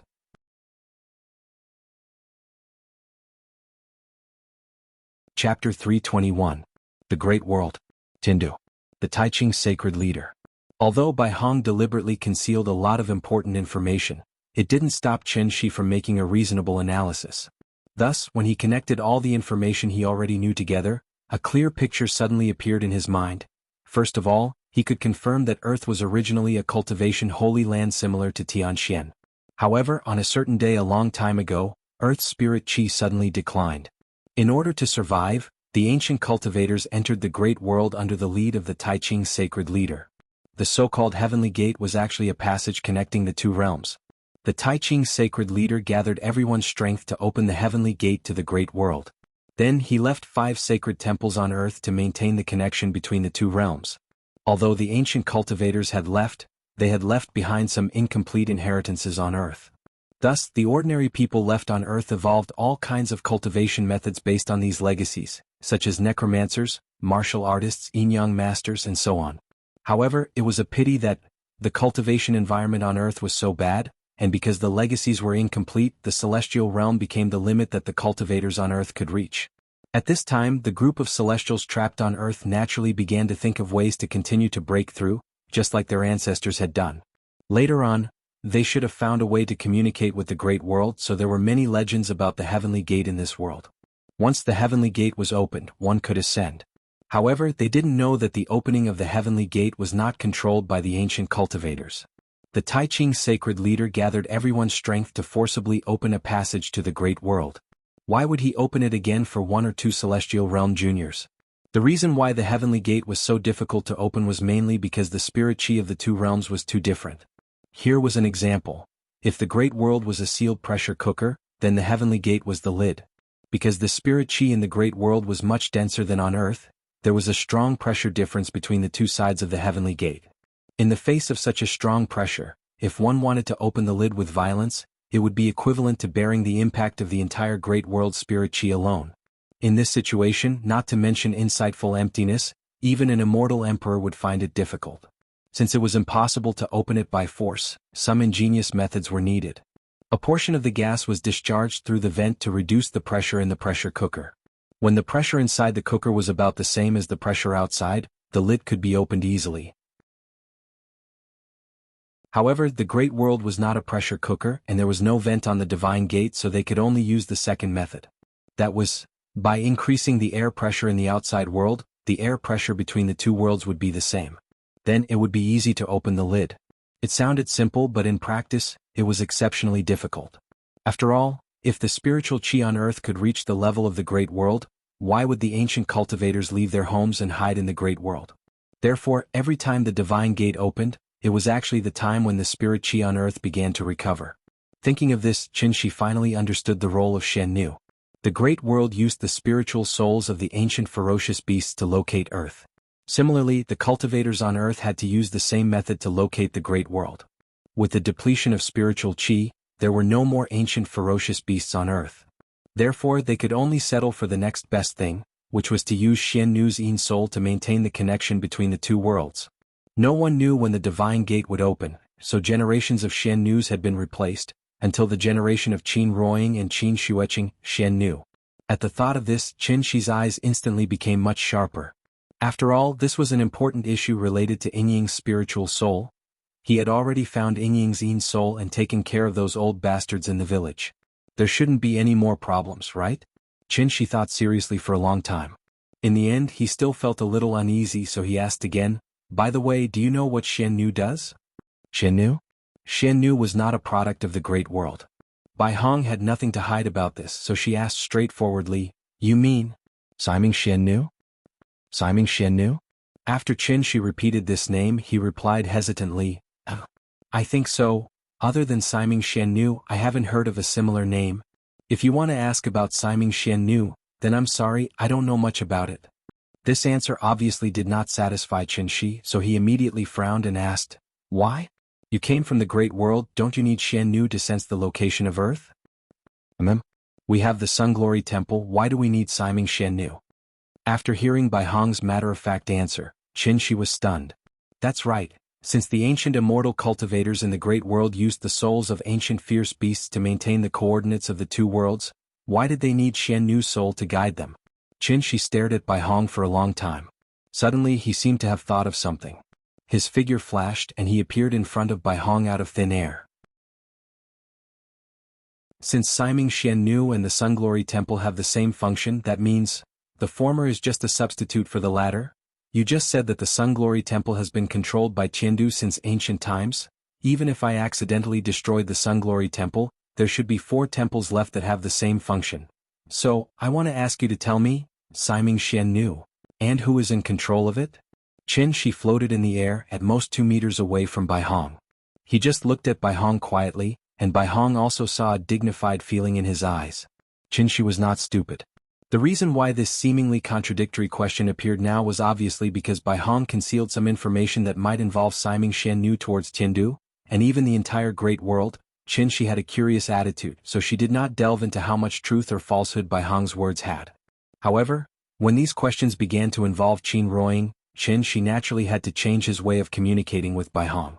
Although Bai Hong and Qin Shi had not met many times, it was the first time he saw Qin Shi so dignified, so he very wisely shut his mouth and was ready to answer after thinking about it. Because he also knew that if he continued to be perfunctory, the two of them might not be able to chat so happily anymore. Think carefully before answering. Qin Shi gave Bai Hong enough time to think. So, after a moment of silence, Bai Hong slowly said 2 words. Chapter 322. Attention to all bosses, a bug has appeared. The previous chapter has been modified, Chapter 321, the correct way to open the divine gate. Please review it. Please forgive us if we have caused you any inconvenience. Sorry, Arbiter of Fate Xian Nu. The truth was just as Qin Shi thought. Arbiter of Fate Xian Nu was indeed the guide for cultivators to ascend to the great world. Through a secret technique, the elders placed Arbiter of Fate Xian Nu's earthly soul into the soul mirror, thereby establishing a connection with the great world. There were 2 sides to the soul mirror. One was in celestial capital and the other was on earth. Just like a wired telephone, Arbiter of Fate Xian Nu's earthly soul was the most important telephone line. However, Xian Nu herself was only a mortal. Therefore, when they became Xian Nu, their earthly souls had to be at their most stable and strong. That is, between 10 and 30 years old. Just like an old saying, a person will pass noon after 30 days. Once a person's age exceeded 30, their body's various functions would gradually decline, and they would go downhill. The so-called Arbiter of Fate was the mandate of the heavens. According to the village's tradition, becoming Arbiter of Fate Xian Nu was a very glorious and fortunate thing. However, only the elders knew, even after Arbiter of Fate Xian Nu left office, the earthly soul would not be returned to them. The moment they became Arbiter of Fate Xian Nu, they were destined to have one less soul than ordinary people. If one of the 3 souls was missing, they could not be considered a complete person. Therefore, every time Arbiter of Fate Xian Nu left office, their bodies would suddenly become very weak as if they had leukemia. They would be weak all over and fall sick easily. In addition, the effects of the soul recovery soup would gradually weaken, and the consequences of losing one of the 3 souls would gradually become apparent. Arbiter of Fate Xian Nu usually did not live past 35 years old. It was also because of this that Qin Ruoying's mother died young. Of course, Arbiter of Fate Xian Nu's function was obviously not limited to this. Through Bai Hong's explanation, Qin Shi was surprised to learn that the Arbiter of Fate Xian Nu had another use, and that was, cultivators in the great world could use the Arbiter of Fate Xian Nu to check the condition of Earth's spiritual energy and selectively open the heavenly gates. Other than that, even Bai Hong wasn't sure if Siming Xian Nu had any other secrets. As a result, after telling Qin Shi everything he knew, he said calmly, "That's all I know. If you still don't believe me, you can search my soul." Bai Hong's temperament was originally cold and arrogant. Now that she had become Qin Shi's prisoner and had unwillingly confessed some things under his interrogation, she naturally felt very uncomfortable in her heart. What's more, even if he told the truth, Qin Shi still had a suspicious look on his face. Bai Hong was naturally unwilling to say anything more. It was merely a soul-searching. What did he have to fear? Seeing this, Qin Shi didn't force her anymore. After seriously considering the truth of Bai Hong's words, Qin Shi turned and flew back to the ground. "It's getting late. Let's call it a day." After landing, Qin Shi waved at Bai Hong without looking back, then walked straight out of the cave. Anyway, there were still many days ahead. He had plenty of time to slowly chat with Bai Hong. However, just as Qin Shi was about to step into the pool, Bai Hong suddenly called out to him. "Wait." Her voice was very weak. However, Qin Shi's ears were very sharp. He immediately stopped in his tracks and turned around to look at her. "Is there anything else?" Qin Shi waited for a while, but Bai Hong didn't say anything. For a moment, the deep cave was so quiet that not even the sound of breathing could be heard. After an unknown amount of time, Bai Hong's voice slowly rang out from the darkness. If we calculate according to the time in the lower realm, the divine gate will open again in a month at most, including Changli, for divine generals of Chengdu have already fallen in your hands, so it's impossible to ignore it like before. If you let us go now, I can promise to let bygones be bygones and pretend that these things never happened. Otherwise, what you will face might be even more terrifying than you think. Hearing this, Qin Shi's lips suddenly curved into a slight smile. However, he didn't say anything harsh. As if he was saying goodbye to an old friend of many years, he waved casually at Bai Hong and jumped directly into the pool. They were all adults. Didn't they know what was right and what was wrong? If they didn't have some skills, would Qin Shi deal with them like this? Naive. It was getting late, so after Qin Shi left the cave, he prepared to go to the Siachen Glacier to pick up Ying from the Sundial Brilliance Temple. But when he traveled on the seabed for a while and was about to fly to the shallow sea area, he suddenly sensed a faint fluctuation of spiritual energy around him. Out of caution, Qin Shi followed this fluctuation of spiritual energy and carefully searched the seabed. This was the deep sea where even the sun couldn't shine. Being in it gave people a feeling of being in the universe. Qin Shi lit up a light ball. Suddenly, a colorful fantasy world appeared in front of him. Fish of all shapes and colors moved freely on the seabed. In addition to fish, there were all kinds of shellfish, starfish, corals, and seaweed dancing in the waves. Faced with this dreamlike underwater world, the first reaction in Qin Shi's mind was, Nian should also like this place, right? Why not take advantage of her birthday and take her on a day trip under the sea? Qin Shi seriously considered the feasibility of this idea. At the same time, he quickly came to the place where there was a fluctuation of spiritual energy. This was a seabed gully about 100 meters wide, like a natural moat in front of him. Seeing this, Qin Shi didn't hesitate and went straight into the trench.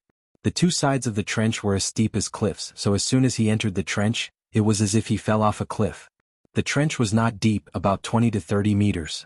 The bottom of the trench was full of colorful coral reefs, and schools of fish were swimming back and forth around the coral. In addition, there were all kinds of strange crustaceans such as shrimps and crabs. Qin Shi didn't even know which species they belonged to.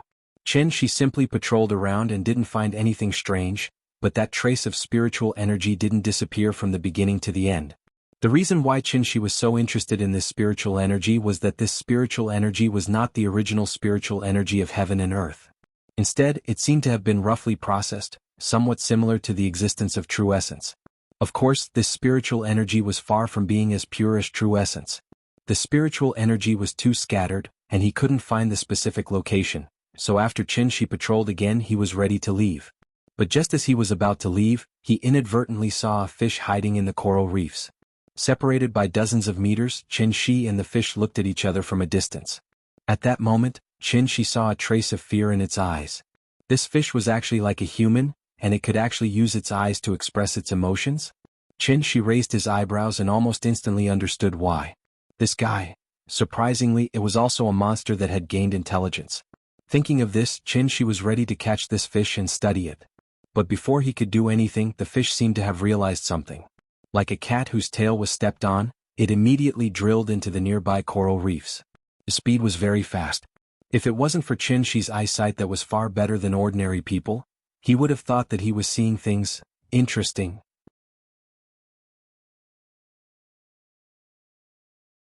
Chapter 323. A fish that had awakened its intelligence. Obviously, this fish was like the big cat. Because it encountered some kind of opportunity, it opened its own path of cultivation. However, the big cat's original form was a leopard. Leopards were at the top of the food chain. Therefore, before they gained intelligence, the big cat's chances of survival were naturally much higher than the fish in front of him. It was just a small fish, not a shark or a whale. Could it overturn rivers and seas? Fish were like rabbits, weak and timid. Even the slightest movement could frighten them, not to mention that this was a fish with intelligence comparable to that of a human. Therefore, when the fish realized that Qin Shi had found it, it quickly drilled into the coral reef, wanting to hide as far away from this human as possible. But regrettably, the person it encountered today was not those diving enthusiasts who wore swimsuits and carried oxygen tanks, but immortal cultivators who protected their bodies with vital energy. Even if they were in the water, they were like birds soaring in the sky. The coral reef in front of him was very lush. It was as difficult as looking for a needle in a haystack to find this living fish. But fortunately, Qinshi was no longer the same as before. After this period of recovery, his soul injury had recovered a little, and the range of his divine sense had naturally increased a lot. Therefore, Qinshi, with the help of the soul crystal, allowed his divine sense to cover more than half of the trench in an instant. Wherever his divine sense went, even if it was a drop in the ocean, Qinshi could see it all. Then Qinshi found the fish in the deepest part of the coral reef. At this time he finally saw the fish's appearance.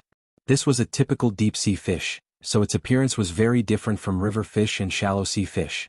Because it lived in the dark seabed all year round, the characteristics of deep-sea fish were usually a big mouth, big eyes, and a certain part of its body had a light-emitting device. Through the light-emitting device, they could emit light to lure prey, and at the same time attract mates and reproduce. Most of the deep-sea fish had strange shapes, and Qinshi had not deliberately studied the species of deep-sea fish.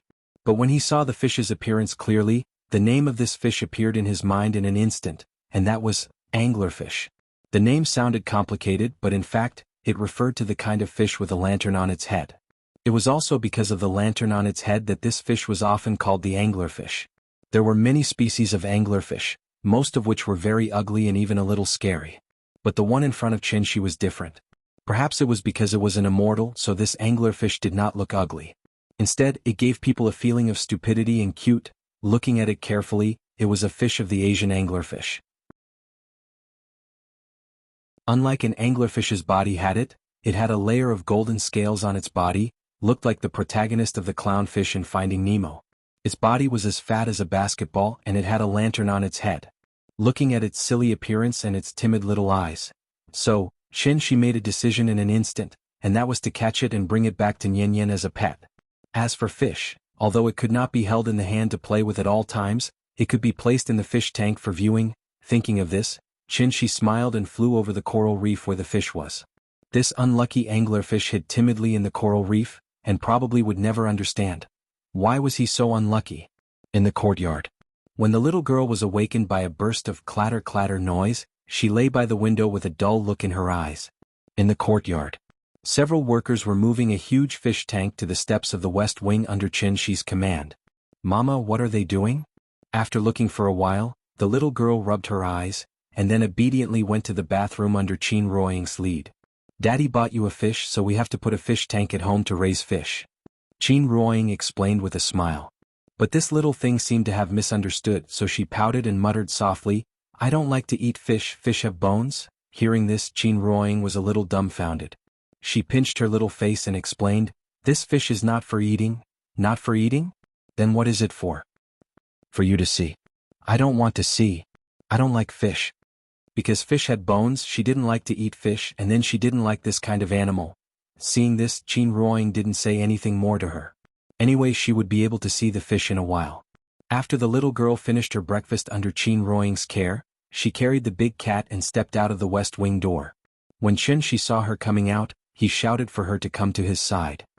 "Nian, come, Daddy bought you a new pet, do you like it?" As he said that, Qinshi carried her to the fish tank. This fish tank was 3 to 4 meters long and placed on the steps of the west wing. It almost blocked the wall. However, when the little fellow saw the dull gray stones and the strangely shaped corals, it shook its head with a stupefied expression. It was obvious that her heart didn't waver. Seeing this, Qinshi immediately put his right hand on the panel on the side of the fish tank, and then said to her mysteriously, "Dang dang dang, it's time to witness a miracle." After saying that, Qinshi pressed the light switch of the fish tank. Because of the refraction of light, a fish tank without lights and a fish tank with lights on were simply two different things. Therefore, the moment the light was turned on, the little thing's eyes suddenly lit up. Corals, shells, and seaweed, these things that came from the sea, under the illumination of the lights, suddenly presented a dreamy beauty. "Oh, it's so beautiful." Seeing that the fish tank was so beautiful, the little girl suddenly cried out happily. The guests entered, but the protagonist didn't appear for a long time. Therefore, Qinshi patted the fish tank, and quietly released a stream of vital essence. At this time, the silly anteater was like a cat whose tail was stepped on, and suddenly came out of the coral cave. "Papa, fish. It has a lantern on its head." After seeing the silly anteater, the little girl was immediately attracted by the lantern on its head. She was already very excited, but the big cat in her arms was even more excited. The moment the anteater appeared, the big cat jumped out of the little girl's arms directly to the top of the fish tank, and then stretched out its claws to catch the fish. What was happiness? Happiness was when cats ate fish, dogs ate meat, and Ultraman beat up small monsters. The big cat also noticed that the fish was not simple, so it wanted to weigh how much it weighed. However, at the moment it stretched out its claws, Chin-shi grabbed its neck and then brought it in front of him and said to it word by word, "I'm warning you, don't touch it. If I find out that you ate it, tell me, do you like steamed or braised?" Hearing this, the big cat suddenly shook its head excitedly. Perhaps it was because it was too excited, its body was trembling slightly.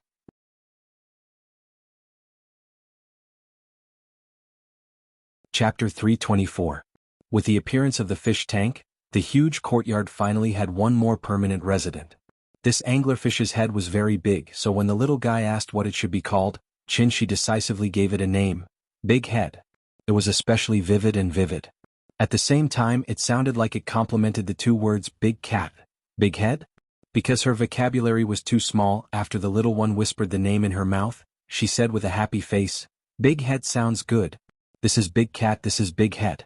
Fish, you'll be called Big Head from now on." Okay. Big Head was a deep-sea fish and had never been in contact with humans, so it naturally didn't understand what the little one was saying. However, although it didn't understand what the little one was saying, the big cat next to it understood. So, it immediately rolled its eyes in a very human-like way. It was obviously a cat, but its eyes revealed a very disdainful feeling. Such a proud performance in the eyes of Chin, she naturally couldn't avoid giving it a slap.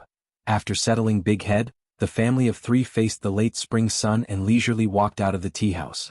After not coming back for 2 months, a light layer of dust had already accumulated in the tea house.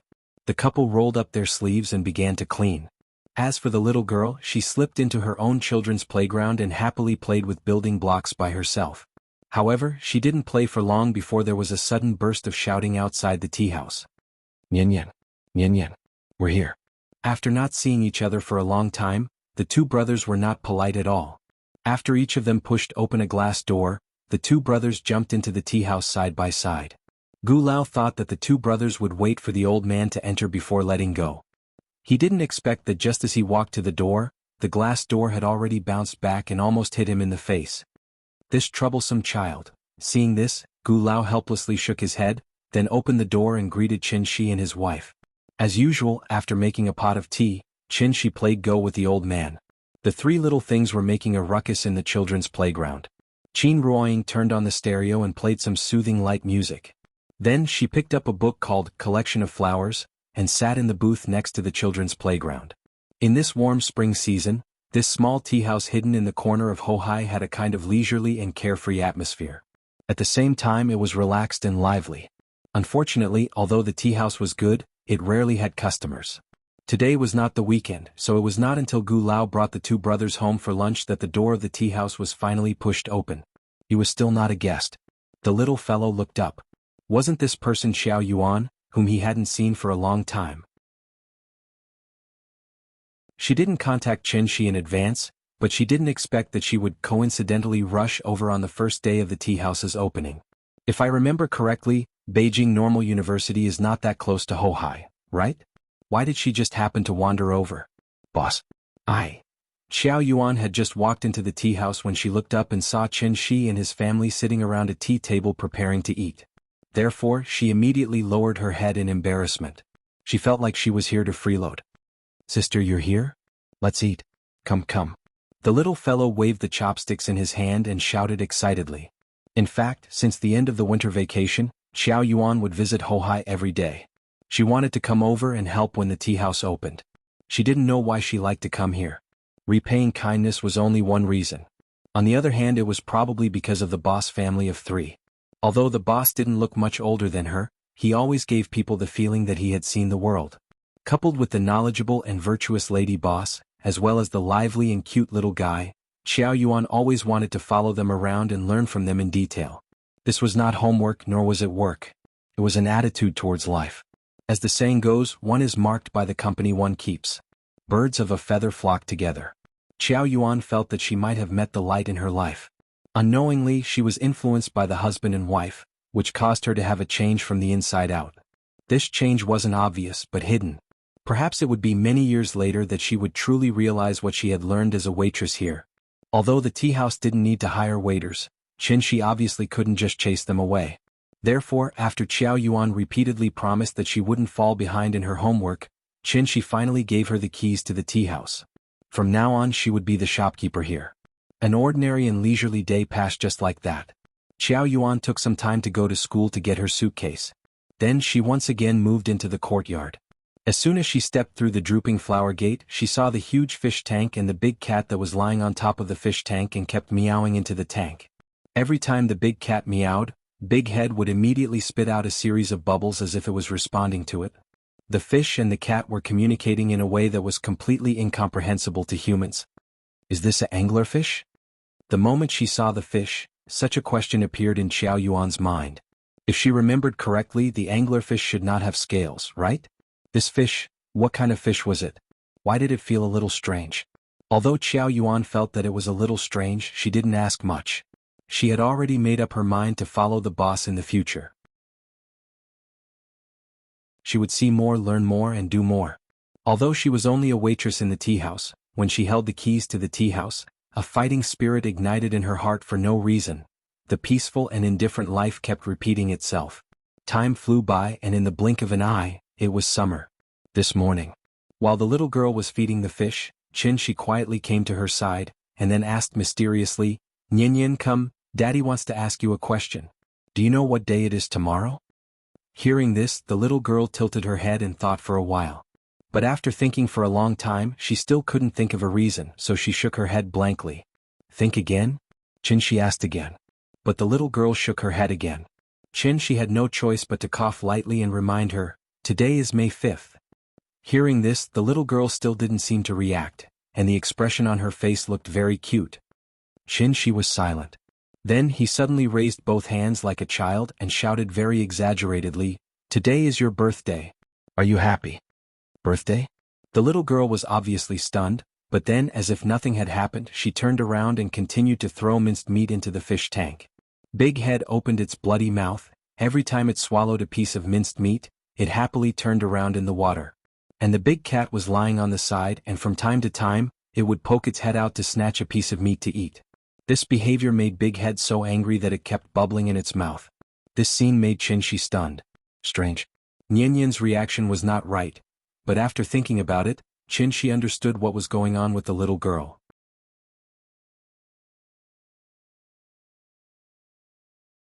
Chapter 325. Qinshi had discussed with Qin Ruoying for a long time about how to arrange Nian's birthday. On her birthday he would take her to fly in the sky, travel the 4 seas, look at the land of the divine land and see all the beautiful scenery? Although the idea was quite tempting, after some consideration, Qinshi finally decided to let Nian live a normal childhood. After all, this was not the Tianyuan world, and Nian would have to go to school in the future. If he really let her come into contact with the world of immortal cultivators in advance, then when other children were talking about toys and cartoons, wouldn't Nian be talking about how high and how deep the sea was? Let me tell you a secret. Actually, my papa is Superman. He is invulnerable, and can fly. When he thought that Nian might use such a proud tone to show off to her classmates in the future, Qinshi couldn't help but imagine their reactions. Ridicule was inevitable. Children nowadays were very precocious, and they already knew a lot of things when they were just a few years old. Many children thought that their father was Superman, but reality would always teach them a lesson. How could there be Superman in this world? So they would turn to ridicule those children who always thought that their father was Superman. If your father is so powerful, why don't you save the world? But the more they ridiculed her, the angrier Nian would be, and then she would want to prove that she wasn't lying. After all, she knew that her father could really fly. Nian wasn't lying, but who would believe such a thing that sounded like a fantasy story? Other people's fathers couldn't fly. Why could your father fly? From the moment she said that her father was Superman, Nian was no longer sociable, so everyone only ridiculed her even more. She said that her father is Superman. Do you believe it? I don't believe it. She must be bragging. Mom said not to play with bragging children. We have to stay away from her. Bragging King Ba. Of course, Qinshi didn't want to see such a thing happen, so after much consideration he decided to arrange an ordinary and happy birthday for Nian. Even if he didn't take her to fly, Qinshi believed This day would be the best memory of Nian life. Therefore, after Qin comforted Nian's inexplicable emotions, the family of three set off directly. They didn't bring the big cat, nor did they call the twins. Because all the activities today only him and Ying were needed. After Qin got into the taxi with Nian in her arms, the little guy's mood was obviously relieved, so she nestled in his arms and asked softly, "Papa, where are we going?" As she spoke, she looked at Qin with her big, cute eyes. Needless to say, her small eyes were naturally filled with anticipation and desire. Papa and Mama were going to celebrate her birthday with her today. Since Qin wanted to give Nian a birthday that a normal child should have, naturally he had to plan carefully. After all, he wasn't the kind of parent who worked overtime all day and couldn't even spare time to celebrate a child's birthday. "I'll take you to a fun place. Papa promises that you'll have a good time today." "Really? Where is it?" Hearing this, Qin immediately smiled and then said mysteriously, "It's a secret for now." He wanted to keep it a secret, but this little girl was impatient, so she kept shaking his arm and said coquettishly, "Papa, tell me." "Tell me." Okay, I'll tell you." Qin couldn't persuade this little girl, so after gently pinching her little face he explained with a smile, "Today I'll take you to the big world to play." "The big world?" The little guy pouted his little mouth and muttered this noun, but a blank expression appeared on his face. Because in her little brain, there was no place called the big world. Of course, the big world that Qin was talking about was not the big world hidden behind the divine gate, but the children's paradise world.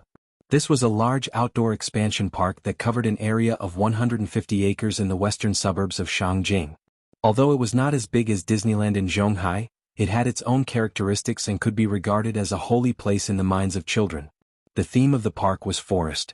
So as soon as the little girl came to the gate of the park, she cried out, "Papa, there are so many trees here." It was the end of spring and the summer solstice. The park was full of towering trees with luxuriant foliage, and the lush leaves were natural umbrellas. Walking on the stone path under the shade of the trees and looking at the green grass under the feet would inadvertently give people a very comfortable feeling. The slogan of the park was, "Let children return to the forest and experience the best natural scenery." Since it was a children's paradise, naturally, a series of outdoor entertainment facilities were the most popular among children. But unlike other children's paradises, most of the children's facilities here were closely integrated with the forest. For example, the climbing net that was commonly seen in children's paradises was attached to several towering trees. From time to time, the children would climb from one tree to another, looking like lively and cute little monkeys. There was no ceiling or classroom here, and the whole forest was a children's activity area. Running freely in the open-air forest, listening to the sweet sounds of birds and insects. Although it was not as exquisite and beautiful as an indoor amusement park, it had a unique natural charm. The park was very large and the activity area was naturally large. So after the little girl climbed in the jungle expansion area for a while, she was tired and out of breath. Thus, she was like a spider demon that had just eaten her fill. She sprawled out on the climbing net like that.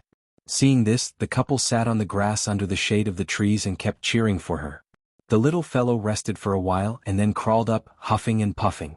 When she finally climbed to another big tree and slid down the tree's slide, she waved her small hands and threw herself into Qin Ruoying's arms. "Mama. Good fun, I want to play." Qin Ruoying saw her panting and was ready to pull her to sit next to her. But she didn't expect. After the little guy finished drinking the water, he suddenly broke free from her arms and ran back to the starting point, ready to play again. This child, seeing this, Qin Ruoying could only shake her head slightly. Since it was a children's paradise, the child's safety was obviously fully guaranteed, so the couple sat aside and cheered the little girl up from time to time, so that she could play more happily. It wasn't that Nian hadn't used these facilities before, but she still had a lot of fun today. Therefore, when Qin asked her if she had a good time today, the little girl suddenly nodded her head like a chicken pecking at rice. It was good that she was happy. Only when she was happy, it was considered a birthday. Since it was a birthday, naturally there was a birthday cake. So, after the little girl had played to her heart's content, Qin took her to the park's self-service barbecue area. After making a sumptuous barbecue meal for her, Qin clapped his hands and signaled the staff next to him to push the cake up. As the cake entered, the band that Qin had arranged in advance immediately came to the little girl's side and played a birthday song for her. It wasn't that the park had never held a birthday party before, but it was really the first time that a birthday party was more grand than a marriage proposal for a child's birthday. Therefore, the area where Qinshi's family was immediately surrounded by tourists who were watching the fun. Accompanied by the band's performance, the onlookers, led by Qinshi and Qin Ruoying, sang the birthday song together loudly. Happy birthday to you, happy birthday to you, happy birthday to you, happy birthday to you, happy birthday to you, healthy birthday to you, have a warm family, Nyen Nyen, happy birthday. When had the little girl ever seen such a scene? So she was stunned on the spot.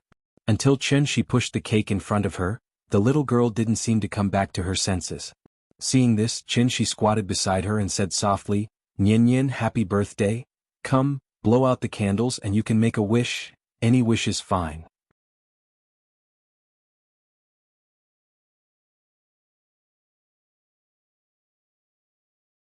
After that, the little thing puffed up its little mouth and tried its best to blow out all 5 candles on the cake. A child's mind was not so complicated. She said what she thought. However, it was such a simple and somewhat unrealistic wish that directly displayed the thoughts in the depths of her heart. Qinshi held the little fellow in his arms and didn't speak immediately, but the crowd around them burst into laughter. After hearing the little fellow's wish, a middle-aged man with a child immediately said with a smile, Silly girl, when you get married, how can your parents stay by your side? At that time you'll want to drive them away. That's right. A married daughter is like spilled water. My child won't come back to accompany us a few times a year unless she is wronged at home. If she doesn't come to accompany you, you can go to her. Do you think she dares to drive you out of the house? Hey, they are busy making grandchildren. How can I disturb them? This conversation also amused the onlookers and made them laugh one after another. However, the little fellow was not happy. She immediately pouted and shouted unhappily, No, I don't want to get married. I want to be with Papa and Mama. Forever and ever. After saying that, she even made a face with an unconvinced expression, which immediately made everyone laugh out loud. Oh, your child is so cute. If my child is so cute, I will consider not letting her marry in the future. Don't you have to ask the child if she is willing to do this first? Otherwise, it will be too late for you to regret it if they elope. Don't jinx it. The crowd of onlookers kept talking and the atmosphere was very lively. Seeing this, the little fellow pulled Qin Ruoying's hand, pointed to the cake on the table and shouted, Mama, I want to eat cake. Silly child. Hearing this, Qin Ruoying rubbed her head with a smile. You are a child, but you don't know that your parents have already taken it seriously. The couple looked at each other silently. After that, Qinshi gently pecked the little fellow's face, then stood up and asked the crowd to eat the cake with Qin Ruoying. Good things naturally had to be shared. There were a lot of people, so the birthday girl was only given a small piece of such a big cake. Although there wasn't much cake, when she saw that everyone was holding her birthday cake, her little face bloomed with joy. So many people were celebrating her birthday with her. She was so happy. After eating the cake, the crowd of onlookers left their blessings and dispersed. The reason why the couple chose to bring the little fellow here for her birthday today was mainly because there was a parent-child camping area in the park. Therefore, when Qinshi opened the rented tent by the lake, the little fellow immediately got in excitedly, and then excitedly turned over and over on the mat. Papa, come in. Mama, come in, come in. At this moment, it was already evening and the sky was red. The family of 3 lay in the tent, quietly looking up at the sunset. The green grass, the clear lake, the towering trees, and the sound of insects and birds from time to time. At this moment, the family of 3 was particularly peaceful. The little fellow put her head on Qinshi's chest, quietly watching the sunset dye the sky and the water red. Perhaps she also realized that the wish she had just made was not reliable, so she could not help muttering, Papa, Mama? What's wrong? Don't leave me again, okay? I don't want to be a wild child. Hearing this, Qinshi suddenly felt a surge of warmth in his heart. Even with his age and experience, he could not control the sudden burst of emotion for a while. Therefore, Qinshi immediately hugged the little fellow with one hand and Qin Ruoying with the other, and replied very solemnly, Okay. This warm atmosphere seemed to have infected Qin Ruoying, so she followed the little fellow and leaned her head on Qinshi's chest. Then, the mother and daughter leaned on Qinshi's chest like this, blinking their eyes and looking at each other. Nyen Nyen, come on, Dad will teach you a song? Is it Little Star? No, I'll teach you a new song today, okay. Then listen carefully, I'll sing it once first. After that, Qinshi began to hum softly. This song was very simple and the melody was not very complicated, so after listening to it twice, the little fellow could hum along with Chen Shi. Chen Shi's low voice, coupled with Qin Ruoying's quiet and gentle voice, plus the little fellow's clear and melodious childish voice. This song, Insects Fly, which always gave people a feeling of sadness, was unexpectedly sung by this family of three with a happy and cheerful taste. The dark sky hung low, followed by the bright stars. Insects fly, who are you thinking of? The stars in the sky shed tears, the roses on the ground withered. The cold wind blows as long as you're with me. Insects fly, flowers sleep, pairs after pairs are beautiful. I'm not afraid of darkness, I'm only afraid of heartbreak.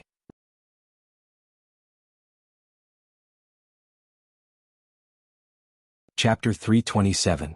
It was a very ordinary birthday, but it was destined to be the most precious memory in the little girl's life. There was a gentle breeze by the lakeside, a lush green meadow and a lush forest. The family of three lay lazily in the tent and fell asleep under the accompaniment of the starlight.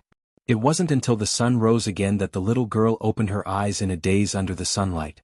The important birthday passed just like that, but her interest didn't seem to have waned at all. So, as soon as she got up, the little girl squatted by the lake and happily played with the lake water. Seeing this, Chen Shi took her to breathe the first breath of fresh morning air while doing exercises by the lake. Nyin, Daddy will teach you how to do morning exercises, right? Okay. Good girl, then come over and stand behind me. I'll do one, you do another.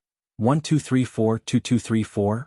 Very good, next is body rotation exercise walk. Chen Shi acted as a physical education teacher, standing by the lake and shouting slogans while doing standard movements. The little girl followed behind Chen Shi's but, doing her best to twist her butt and shake her hands.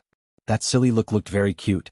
As Chen Shi's magical slogan continued to ring out, many parents seemed to be infected by him. So, they brought their children behind them and started to do the radio calisthenics with the father and daughter pair.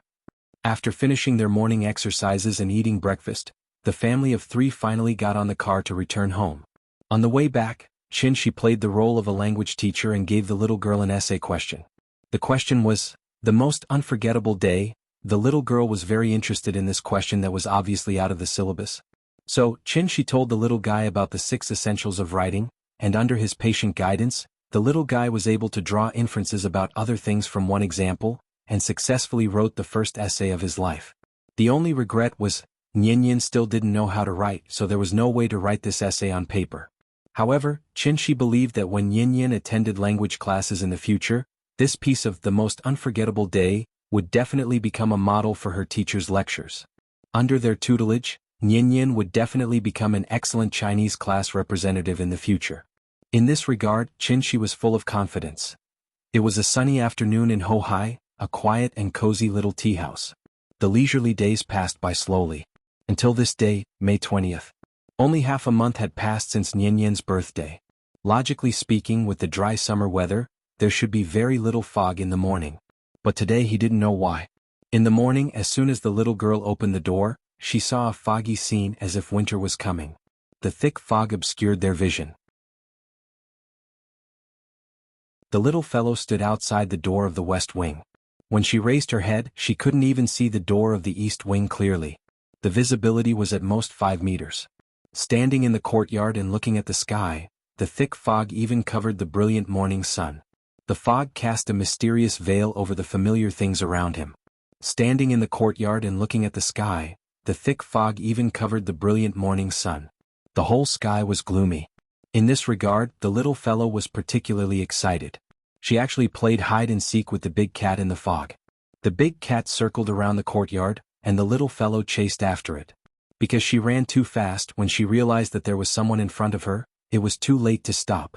Thus, the little fellow fell into the arms of that person. Nyin, run slower. Be careful not to fall. The little fellow looked up and found that she had fallen into Qin Yongyan's arms. She immediately opened her mouth and sweetly called, "Grandpa, good girl, go play." Qin Yongyan touched the little fellow's head, and then gently let go of her. After this period of cultivation, Qin Yongyan's cultivation had improved by leaps and bounds. He was originally a master of gang strength, so when he refined all the genuine qi in his body into genuine essence, his cultivation smoothly reached the late stage of foundation establishment. He was only one step away from becoming a legendary celestial being. Qin Yongyan stood on the stairs outside the main hall and looked at the sky thoughtfully. Only then did he turn his head to look at the west wing. Then, he suddenly nodded in that direction as if he was greeting someone. The little fellow continued to chase the big cat in the courtyard. Suddenly, a pair of big hands stretched out from the fog and directly picked up the naughty little fellow from the ground. Nyan, stop playing. It's time for breakfast. Qin Shi's gentle voice rang in the little fellow's ears.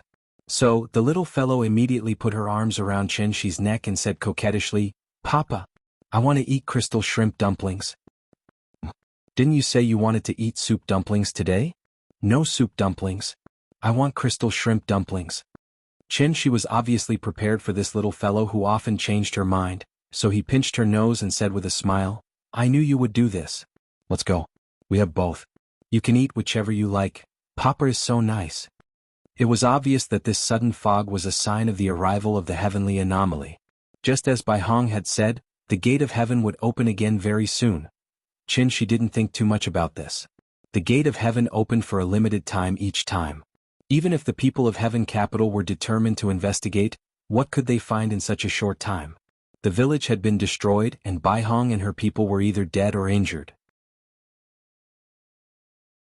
They were still locked in the cave at the bottom of the sea. Everything that needed to be dealt with had already been arranged properly. Who would know that he was the one who did all this? What's more, even if they knew, what could they do?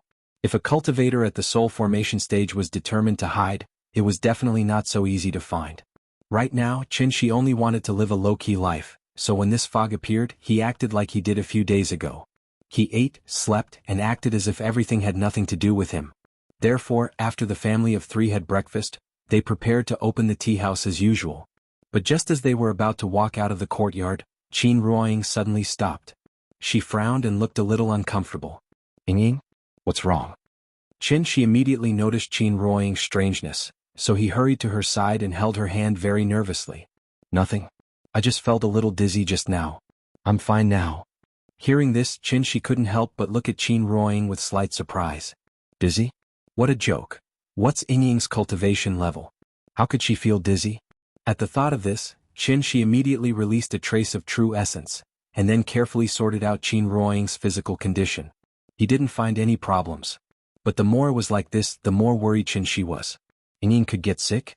Qin Shi's expression was a little uncertain. In order not to worry him, Qin Ruoying seriously felt her own situation, and then said with a smile, It's really nothing. Maybe it's because I was a little absent-minded just now, so I felt like this. Now I'm fine." Qin Ruoying signaled Qin Shi not to worry. At this time, the little fellow, who had already run out of the door with Qiao Yuan, turned her head and found that her parents didn't follow, so she quickly ran back. "Papa? What's wrong?" The little fellow looked at Qin Shi in confusion. Seeing his dignified look, she carefully stretched out her small hand and pulled the corner of Qin Shi's clothes. Qin Shi was silent for a while and then suddenly said to Qiao Yuan, Xiao, you go and open the door first. Ying is a little uncomfortable today. I'll take her to the hospital." "Okay boss, I'll go and open the door first." After Qiao Yuan left, Qin Shi ignored Qin Ruoying's objection and took her directly back to the room. Yin, Papa's going to check Mama's body. You watch cartoons by yourself first. When Papa is sure that Mama is fine, I'll take you to the tea house, okay? Okay. The little fellow nodded very sensibly, and then sat on the bed obediently. Seeing Qin Shi's dignified look, Qin Ruoying gently squeezed his hand and said with a smile, I'm really fine." Hearing this, Qin Shi directly interrupted her, and then said with a serious face, "Good girl, I'll check whether you're fine or not."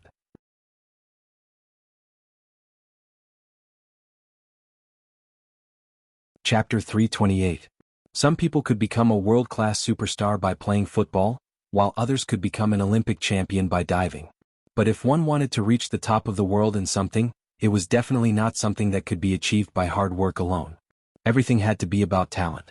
Even when playing games, some people could reach the diamond rank after playing for 3 months, while others were still struggling in the silver rank after playing for 3 years.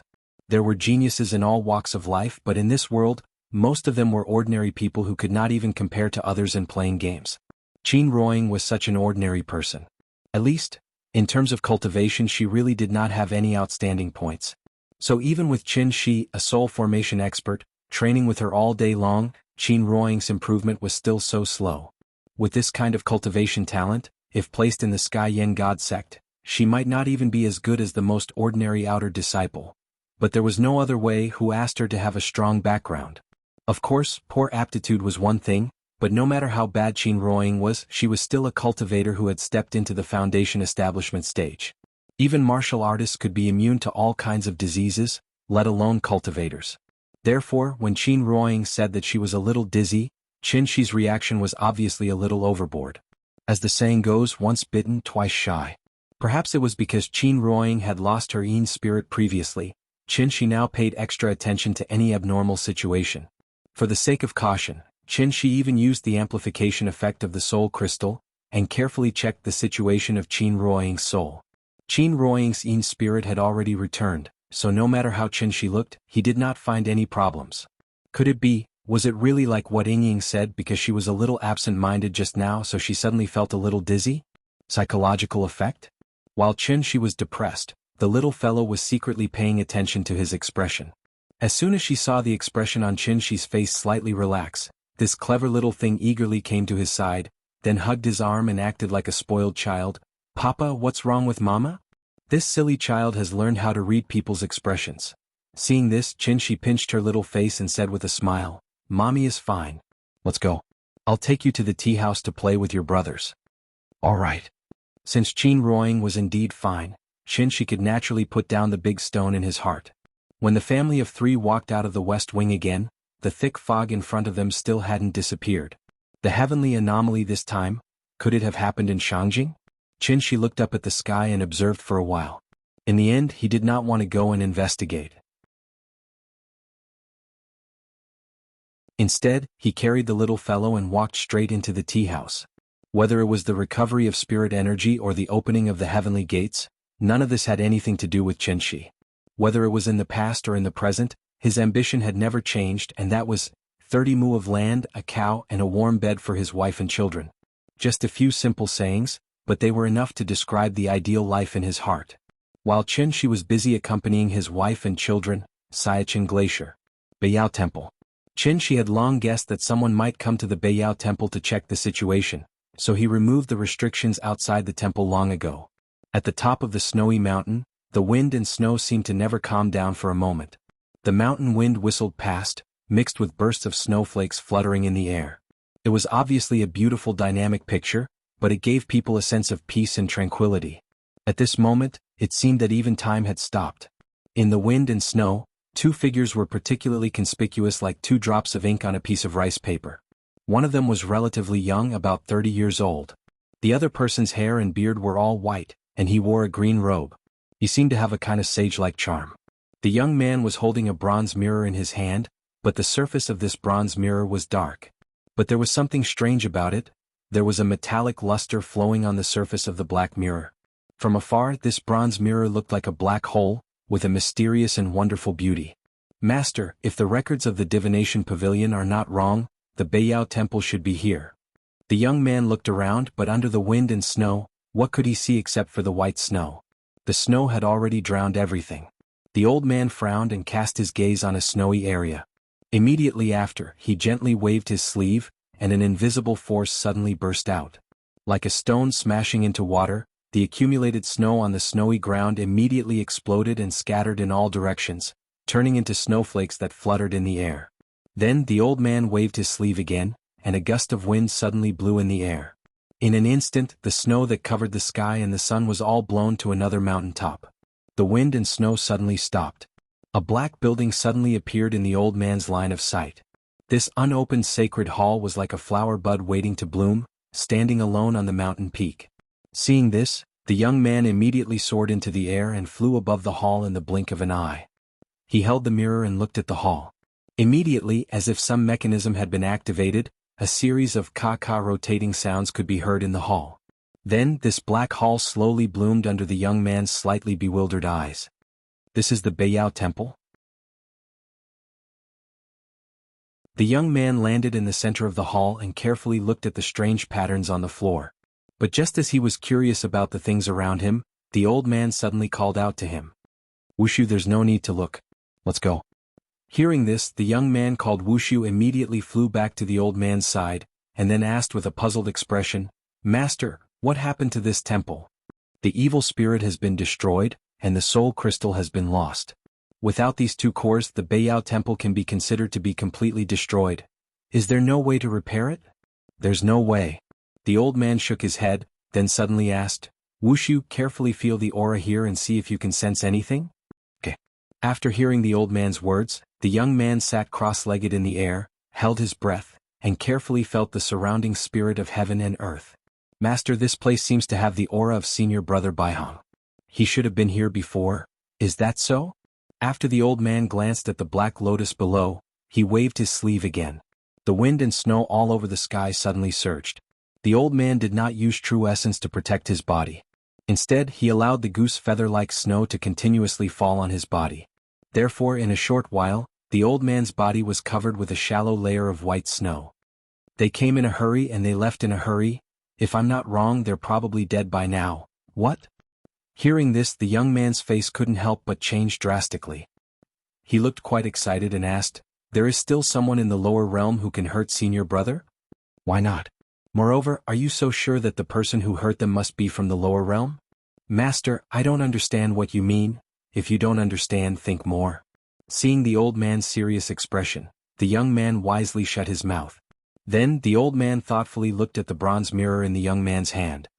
Let's talk about this later. The most important thing now is how to deal with the prophecy left by the divine ancestor. The Beiyao temple is destroyed and one of the 5 is missing. Perhaps the divine ancestor expected this to happen back then, so he left this soul mirror behind. Let's go to the All Saints Valley first. I hope nothing happened to the inheritance of Si Ming Xian Nu.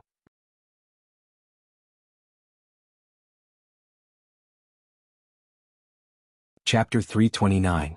The heavy fog lasted for about 2 hours. Because such a heavy fog was so rare, CCTV even made a special report to analyze the reasons for the heavy fog in summer from all aspects. Chen Shi and Gu Lao were drinking tea while listening to the experts on TV blabber on and on. Experts analyzed many possibilities, but the final conclusion was still related to global warming, the greenhouse effect, and such terms that people were already familiar with. No matter what the situation was, as long as there was an abnormal climate, it was definitely due to environmental degradation. Therefore, the experts only repeatedly appealed on TV, hoping that people would spontaneously protect the environment and protect the common home of all mankind. Only a very small number of people knew, what did the appearance of the heaven and earth phenomenon mean? Although Qin Shi was in the tea house, his mind was always outside the house.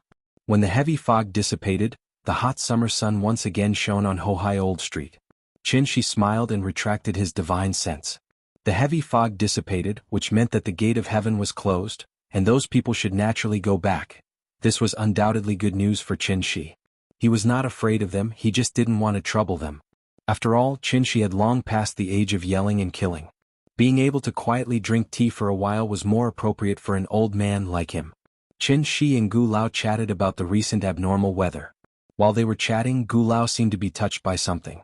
After a moment of silence, he couldn't help but sigh softly. The ancients said that whenever there is a heaven and earth phenomenon, something big must happen.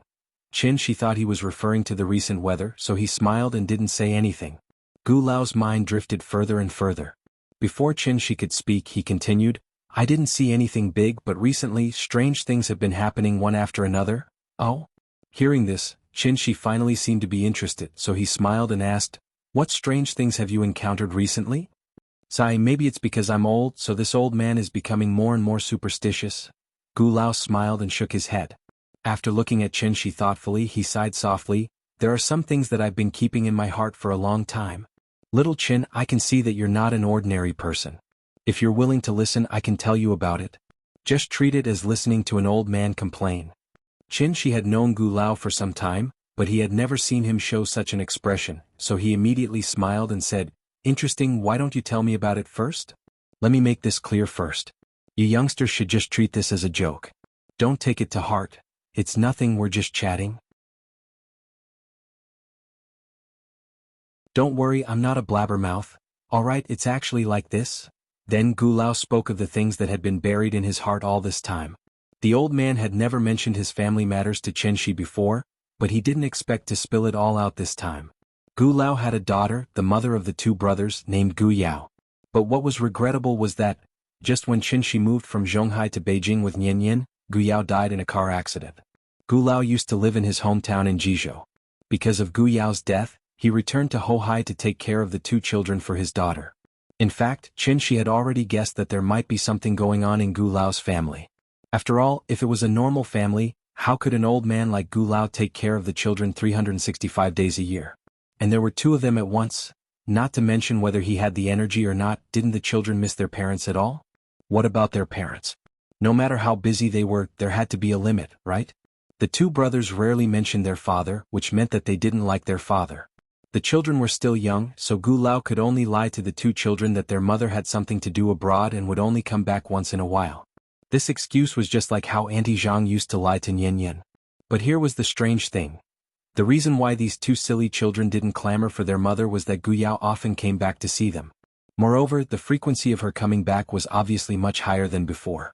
I buried Yao Yao with my own hands, in the back of the mountain in my hometown. One day after dinner, I was watching TV in the room, and the two of them suddenly ran to me and told me that their mother was back. You don't know. When I heard this sentence, my first reaction was that all the hair on my body stood up. Yao Yao is my daughter and their mother, so I believe that even if she became a ghost, she would never hurt me and the children. But you also know, there is a difference between humans and ghosts. How can humans stay with ghosts? So, since that happened, I took the children out every day until it was dark, because I was afraid that if they stayed with Yao Yao for too long, they would be infected with yin energy. After hearing Gu Lao's strange words, Qin Shi didn't know whether to laugh or cry. In the end, she couldn't help but interrupt him and ask, "Are you so sure that the child's mother has become a ghost? How can there be ghosts in this world? Have you seen one?" Although I can't see it, the two of them can. Speaking of this, Gu Lao turned to the direction of the children's park and asked loudly, when was the last time your mother came back?" The older brother was busy playing marbles with the little guy, so the one who answered was the younger brother. "Yesterday. Mom just came back yesterday."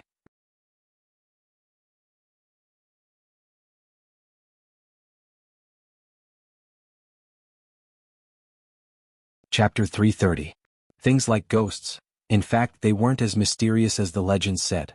They were just a kind of energy body, so ordinary people couldn't see them at all. But if the ghost suddenly condensed too much yin energy for some unknown reason, it would cause the ghost's soul body to materialize.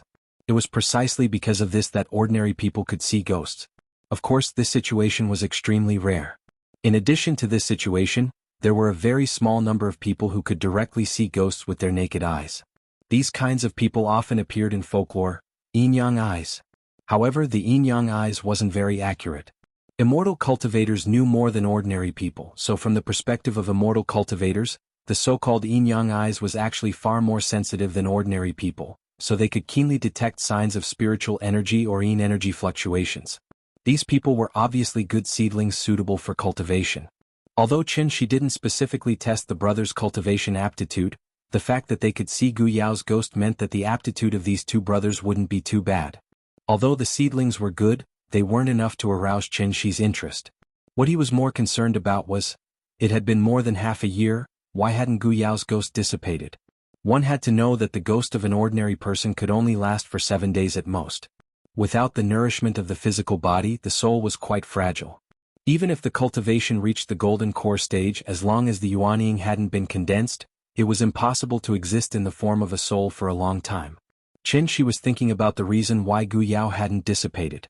Seeing that he had been silent, Gu Lao thought that Qin Shi thought he was crazy, so he immediately shook his head and smiled. "Forget it, just treat these things as gossip. Children's words carry no harm. Maybe it's because they miss their mother too much that they have such hallucinations. Night talk in the city, ghosts and monsters." These things had always been circulating in folklore, and Gu Lao didn't want this matter to make Qin Shi feel uncomfortable. After all, even if Gu Yao became a ghost, she was still Gu Lao's biological daughter, so Gu Lao believed that Gu Yao wouldn't hurt him. Qin Shi wasn't related to Gu Yao in any way. What if she was accidentally targeted by her? It was better for ordinary people to stay away from such strange things. What's more, Gu Yao had been appearing more and more frequently recently. Every time she appeared, although Gu Lao couldn't see it, he could clearly feel the change in the surrounding temperature. It was clearly a hot summer day, but the room seemed to be air-conditioned. Gu Lao was also worried about this matter, so he couldn't help but tell Qin Shi about it. But as soon as he finished speaking, Gu Lao regretted it. It was best not to scare others when it came to their own matters. However, after listening to Gu Lao's words, Qinshi responded with a relaxed smile. Let's not talk about whether these things are superstitious or not, but I see that these two children are usually fine. There are no problems with their physical and mental health. Since it's been more than half a year, there shouldn't be any problems. You can think of it this way. Even if these things are just the children's illusions, at least these illusions can bring a certain degree of comfort to the two of them. Just treat it as a kind of spiritual sustenance. After all, the children are still young. They may not be able to accept the fact that their mother has passed away. When they grow up, you can tell them the truth. Maybe this way it will be easier for them to accept it. Chen Shi's words were very vague, but Gu Lao still understood the meaning of his words. Gu Yao had passed away for more than half a year. If she really wanted to hurt her children, something would have happened to these two children long ago. Now these two brothers were alive and kicking all day. It was probably because she loved her children that Gu Yao often returned to visit them. If he thought about it this way, it seemed to be acceptable. Thinking of this, Gu Lao couldn't help but look at Qin Shi with a little surprise and asked doubtfully, "Aren't you afraid?" "Afraid of what?" "This kind of bad luck. If I go back to my hometown and tell them, the people in the village will probably drive us out on the spot. The three of us won't be allowed to go back in this life. If you believe it, then it's true. If you don't believe it, then it's not true. I'm a good person, but I don't believe in evil, so this kind of thing will absolutely not scare me." Hearing this, Gu Lao's mood suddenly became much better. After taking a sip of the teacup, a smile finally appeared on his face and he said, "That's good. I was worried that I would scare you. I won't have such good tea to drink in the future. You can rest assured. I'm one of the 5 good young men of the new era. I have Mao Gai, Maja, and Deng Luan to protect me. I have a 5-star red flag floating above my head and a party emblem hanging on my chest. I guarantee that all evil will be repelled and nothing will be able to invade me." Okay, let's see what you can do." After hearing Qin Shi's words, Gu Lao couldn't help but laugh out loud, so he immediately changed the topic and asked with a smile, "Since you are so good, why don't you come to my place for a meal later?" In fact, Gu Lao didn't really want to invite Qin Shi home for a meal. He just wanted to use this opportunity to take down his prestige. After all, the two were considered friends despite the difference in age, so they often made some harmless jokes. But what Gu Lao didn't expect was, Qin Shi didn't seem to have used his brain to think. After hearing Gu Lao's words, he didn't back down. Instead, he immediately nodded and hurriedly responded, "Okay, I've always wanted to try your cooking. This time I finally got the opportunity." Old Gu was stunned by old Gu's eagerness. Gu Lao was stunned for a while, then he shook his head violently, and then said with a complicated expression, "Forget it, I'm just joking with you. In the future there will be plenty of opportunities in the future. I'm not afraid. What are you afraid of? It's just a meal, it won't get in the way." No, I really can't, it's not safe." "What's not safe?" "It's broad daylight, you're still afraid of ghosts? How about this, I'll accompany you back to cook now. After it's done, I'll bring it here to eat. Is that okay?" "Hey, I say, what's wrong with you? Why don't you listen to my advice?" "Because I'm a party member." Hearing Qin Shi's answer, Gu Lao almost choked to death. The two of them struggled for a long time over the matter of freeloading. In the end, Gu Lao couldn't persuade Qin Shi, so he had to look at the time helplessly. It was now 3:30 in the afternoon. In fact, what Qin Shi said also made sense. There shouldn't be any problems in broad daylight, so after hesitating for a while, Gu Lao reluctantly agreed to Qin Shi's proposal. So, Qin Shi immediately said goodbye to Qin Ruoying, then pulled Gu Lao out. Gu Lao's home was also near Hohai. It was less than 500 meters away from the tea house, but it had to circle around Hohai. On the way back, Gu Lao was still struggling whether to take him home. Seeing this, Qin Shi immediately found a topic to divert Gu Lao's attention, so he pretended to be curious and asked, "Hey, by the way, where's the child's father? Why haven't I heard you mention it to the child?" As soon as these words came out, Gu Lao's face suddenly became a lot worse.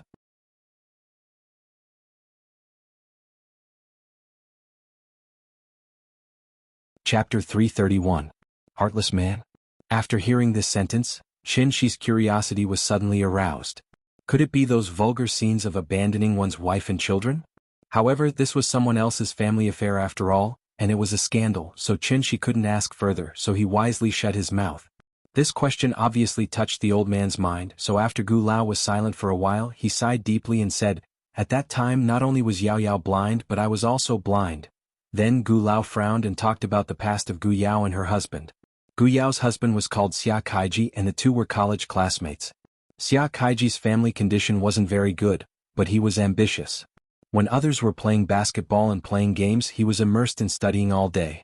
This kind of man was a typical phoenix man, commonly known as a golden phoenix that flew out of a chicken coop. Phoenix man was not a derogatory term, but because their shortcomings and strengths were equally conspicuous, they slowly left a bad impression in people's hearts. Hard work, diligence, self-discipline, these were all advantages. Because they suffered too much when they were young, most of them were far more mature than their peers, and they hoped to change everything through their own efforts. Just like what a female star said, "I'm from a rich family myself." The worse the family situation, the more eager they were to change through their own efforts. This also led to a very complicated mentality, inferiority and conceit at the same time. Back then, Gu Yao had been captivated by Xia Kaiji's maturity, which far surpassed that of his peers. But this kind of confidence and maturity often turned into shrewdness. Gu Lao wasn't the kind of person who had secular prejudice, so naturally he didn't mind Xia Kaiji's poor birth. So after seeing Xia Kaiji a few times, the old man agreed to the relationship between the two. Xia Kaiji was indeed very hardworking. A few years after the two graduated, he became a senior executive in a large company, but with the gradual success of his career, some long-hidden problems gradually exposed. For Xia Kaiji, his career was always above everything. But for Gu Yao, family was the center of life. For this reason, the husband and wife, who were originally intimate, also had a gap. And with the birth of the twins, this gap was gradually widened. Gu Yao quit her job and stayed at home to take care of the child, but Xia Kaiji was nowhere to be seen all day. Finally, one day Gu Yao had enough of living like a widow. So, after a big fight with Xia Kaiji, Gu Yao took the child and moved back to the old residence in Hohai. Perhaps it was because Xia Kaiji's career had indeed reached a critical juncture during that time, so he hadn't come to find Gu Yao. It was precisely because of this that the two of them had completely lost the chance to reconcile. By the time Xia Kaiji saw Gu Yao again, she was already lying quietly in the hospital morgue. He didn't even have time to look at Gu Yao before he was chased out by the furious Gu Lao. At this point, this unfortunate marriage had completely come to an end. The reason why Gu Lao scolded Xia Kaiji was because Xia Kaiji didn't take good care of Gu Yao, and because of the two children. After Gu Yao's death, Gu Lao felt that the responsibility was all on Xia Kaiji, so he firmly refused to let him raise the two children and refused to let Xia Kaiji see the children. After Xia Kaiji communicated with Gu Lao a few times, he had to let the old man do what he wanted because he didn't want to go to court with his father-in-law because of this matter. So, except for the living expenses that were sent to Gu Lao's account every month, Xia Kaiji completely disappeared from Gu Lao's sight. But the more it was like this, the angrier Gu Lao was. The reason why he didn't let Xia Kaiji see the children was that he wanted to embarrass Xia Kaiji a little as a punishment. But Xia Kaiji didn't even have the least sincerity. After being scolded by him a few times, he actually didn't come anymore. "Little son of a bitch." Gu Lao cursed for the first time, and then he continued to hatefully, "The two children are so cute. He doesn't want them as a father, but I, as a grandfather, want them. And he even wants to send living expenses every month, bah. Does he think I care about his stinky money?" A few days ago the agent called me and asked if I was selling this old house in Hohai. He said this old house is worth a lot of money now. Tomorrow, I'll go to the police station and change the surname of the two children. In the future they will follow my surname Gu. The more Gu Lao spoke, the angrier he became. It made Qin Shi, who started this topic, a little embarrassed. He really touched the pot that didn't boil. As a bystander, of course it wasn't good to comment on this kind of thing, so Qin Shi wisely shut his mouth and let Gu Lao vent his dissatisfaction in his ears. Although Gu Lao's house was close to the tea house in a straight line, it still took about 10 minutes to walk over. Most of the houses in the neighborhood were Sihiyuan, and Gu Lao's house was naturally no exception. It was just that it wasn't a dignified two-entry Sihiyuan like the Qin family. "We're here?" Gu Lao complained all the way. When he really stood in front of the door, he seemed to have thought of something. He quickly turned his head and solemnly said to Qin Shi, "Little Qin, let me make it clear to you first. I can't make you happy with this kind of thing. Yao Yao's ghost may be inside. Are you sure you want to go in with me? Since we're already here, of course we have to go in and take a look. Not to mention there's a big sun above us. Even if there's a ghost, it's impossible for it to appear at this time, right?"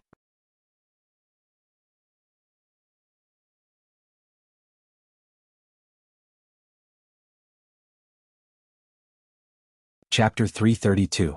Qin Shi looked at the woman in the central room with a smile. It was actually a bit inaccurate to call her a woman.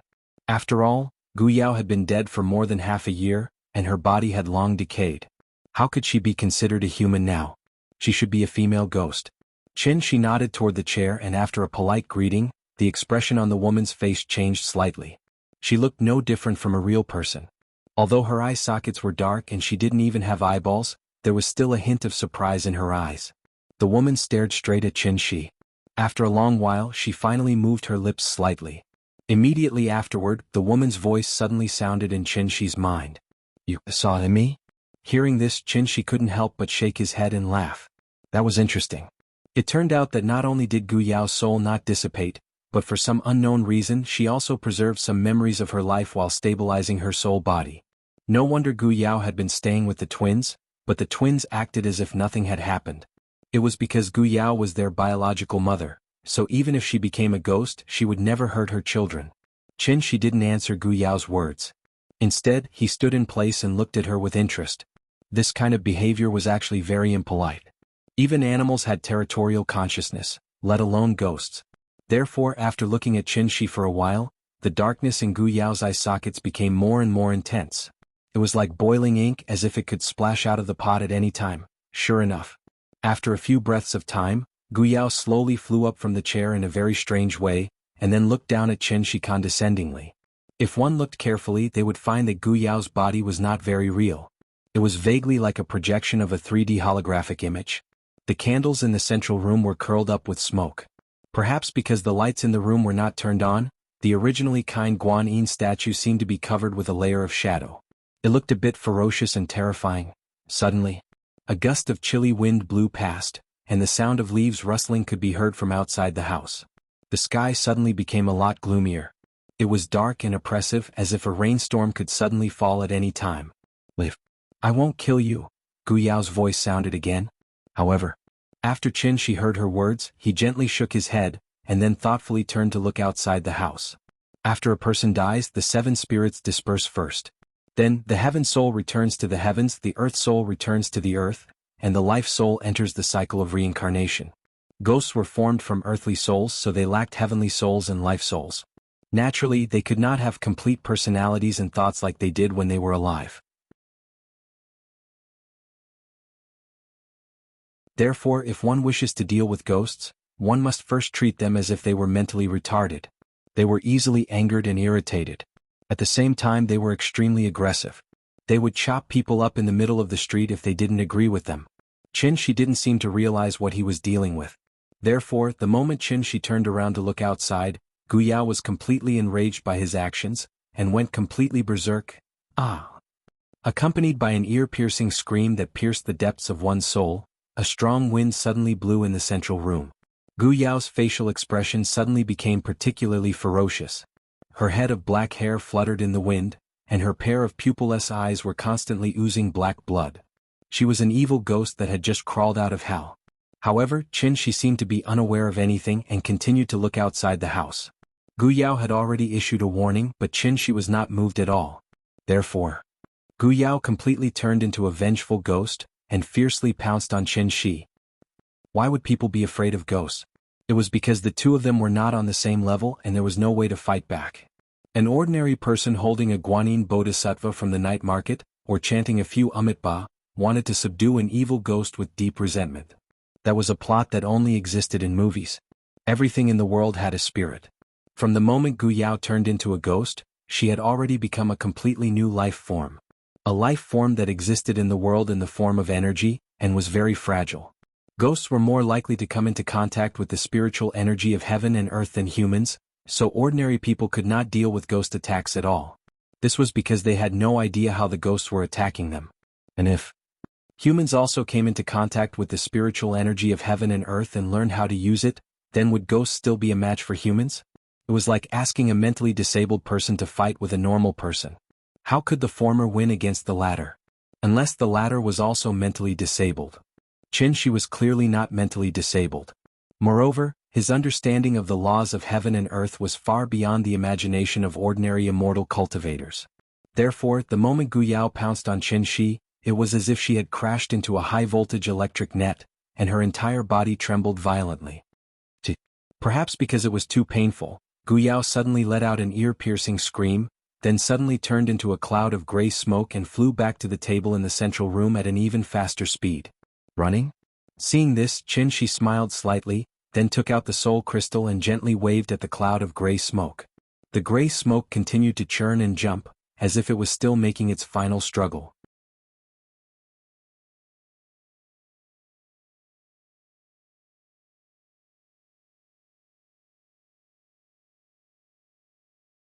Chapter 333. Qin held a teacup and chatted with Gu Lao for a while. The old man seemed to have suddenly thought of something and quickly pulled him out of the main hall. "It's getting late, let's go, it's time to cook." Looking at his anxious look, it seemed that he really didn't want Qin to stay here any longer. Seeing this, Qin just smiled and didn't say anything. However, when he followed Gu Lao out of the central room and went to the kitchen, Qin suddenly stopped next to the large water tank in the yard, and then began to carefully look at the water tank in front of him. This kind of water tank was very common in Shangjing Sihiyuan, which was the big water tank in Sima Guang's story of smashing a tank. The large water tank in the yard, in addition to the role of water and fire prevention, was mainly for auspiciousness. The large tank was filled with water, and water made money, which meant that the family could prosper and accumulate wealth. These were old customs, and generally only old people like Gu Lao would have this kind of thing in their house.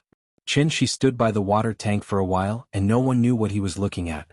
Seeing that he didn't move, Gu Lao stood at the kitchen door and couldn't help but urge him again. "Little Qin? What are you doing? It's already 4 o'clock, let's start quickly." "Okay, I'm coming." After hearing Gu Lao's urging, Qin had to respond with a smile, and then followed Gu Lao into the kitchen. Since he wanted to taste Gu Lao's cooking, Gu Lao naturally had to cook dinner, and Qin would help him prepare the dishes. Gu Lao took care of a child alone, so his cooking skills naturally wouldn't be bad.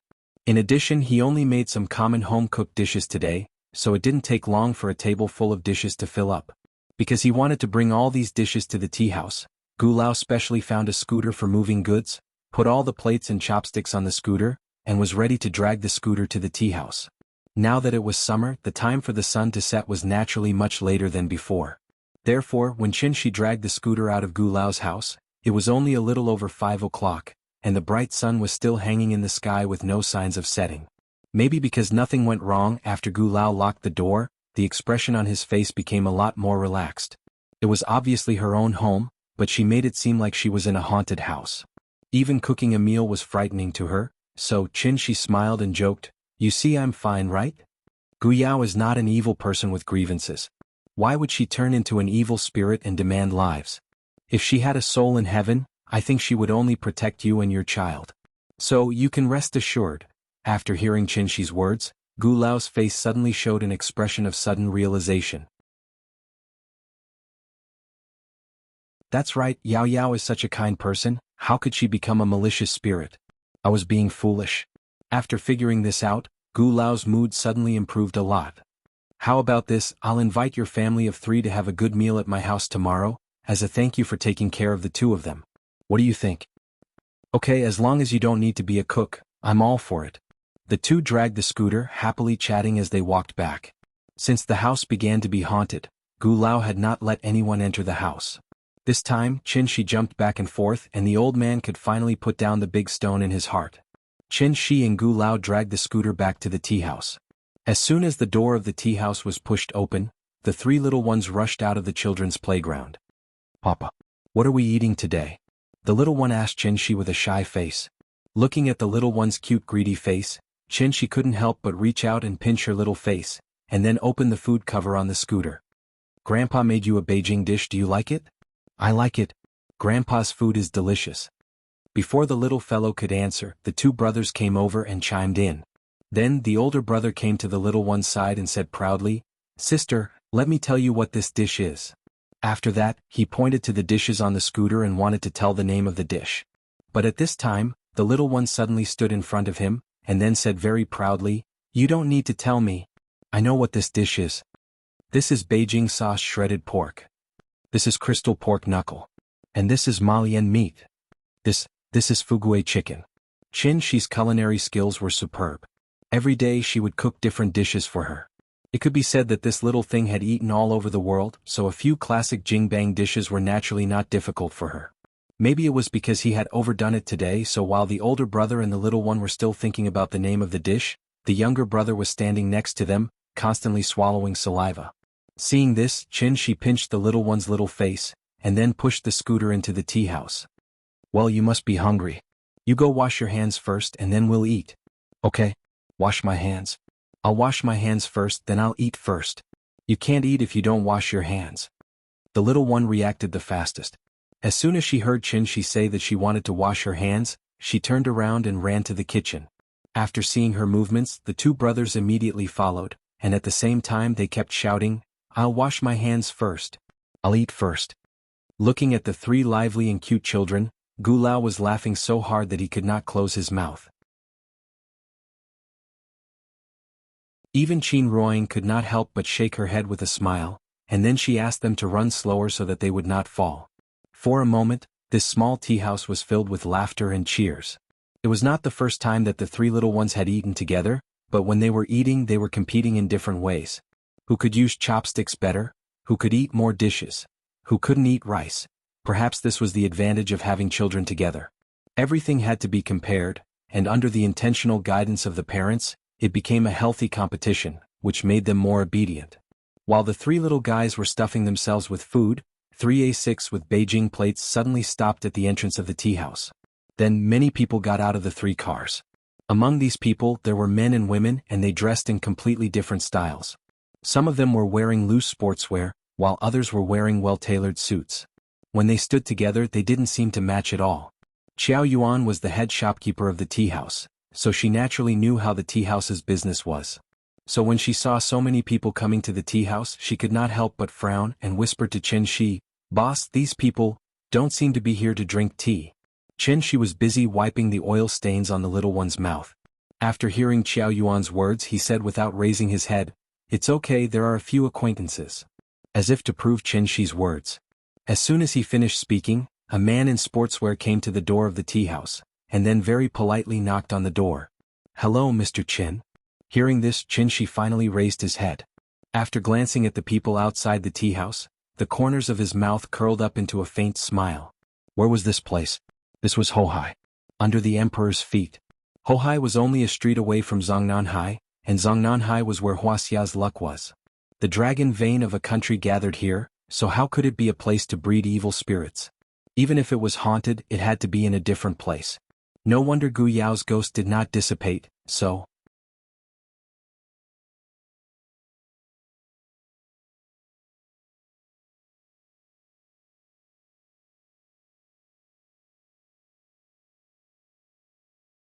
He is in the same field as you?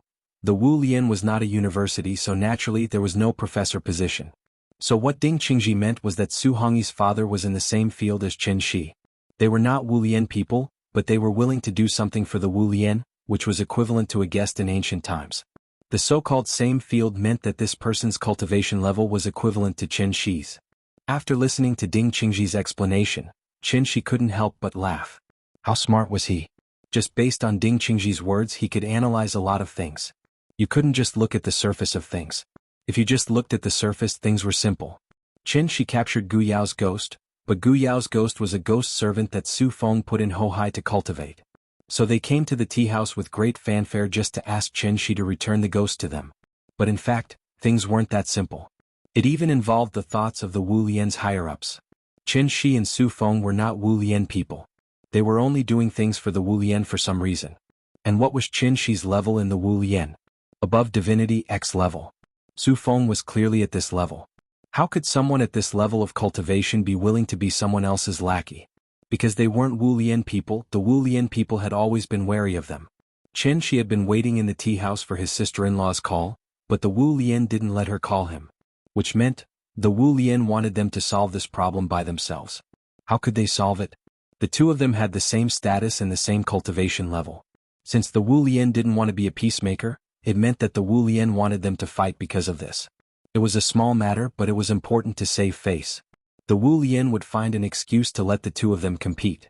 No matter who won, the Wu Lian wouldn't suffer any losses. On the contrary, they could use one of them to attack the other party's arrogance and warn them not to cause trouble. The Wu Lian had plenty of ways to deal with them. It had to be said that the Wu Lian's little abacus was indeed loud and clear. But the Wu Lian made a serious mistake, and that was, they didn't know Qinshi well enough. So even though the Wu Lian knew that this would make Qinshi unhappy, he still did it. Perhaps Qinshi's second aunt, who was loyal to the Wu Lian and extremely utilitarian, was one of the masterminds behind the scenes. Being a guest once wasn't enough. This time he was being used as a tool. Qinshi didn't like this feeling. Therefore, after a long moment of silence, he opened his mouth and coldly said a sentence. And this sentence, it wasn't just for the young man, but also for Ding Qingji.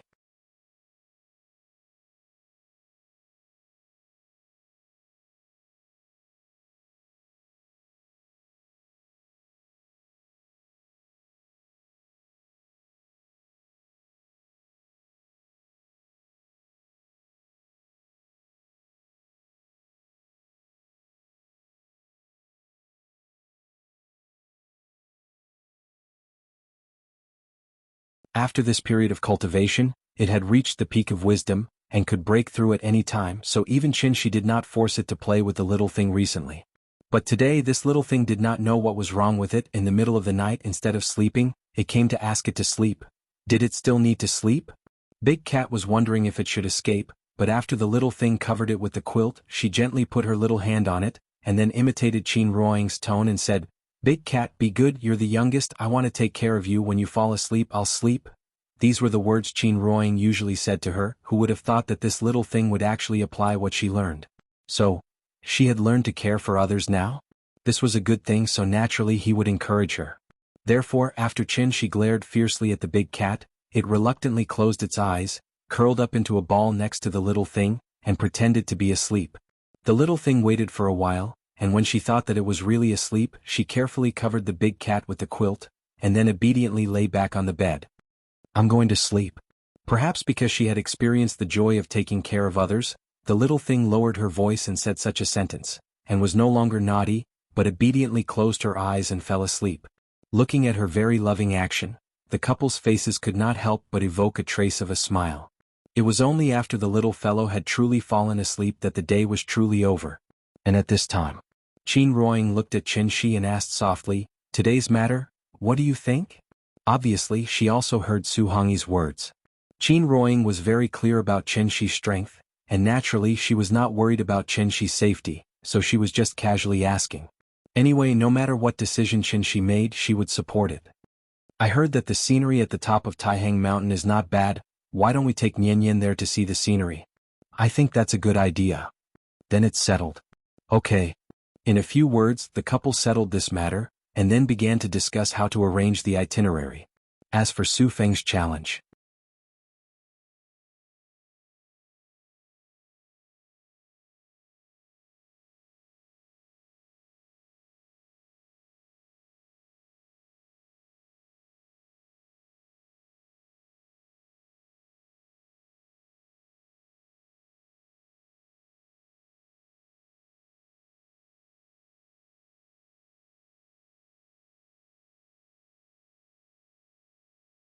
wasn't he still busy boiling water and cooking in Beitai?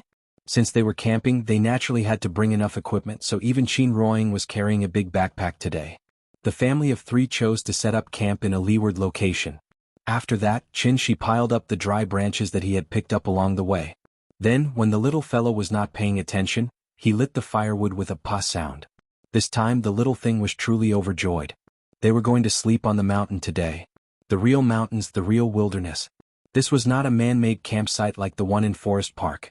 Therefore, when Qinshi used the portable kitchen utensils to cook, the little thing was already jumping up and down excitedly. She could not help much, so Qin Ruoying asked her to wait in the tent obediently. However, the little thing could not suppress her excitement at all and instead jumped back and forth around them. Qin Ruoying only asked if there was enough dry wood, but she actually understood.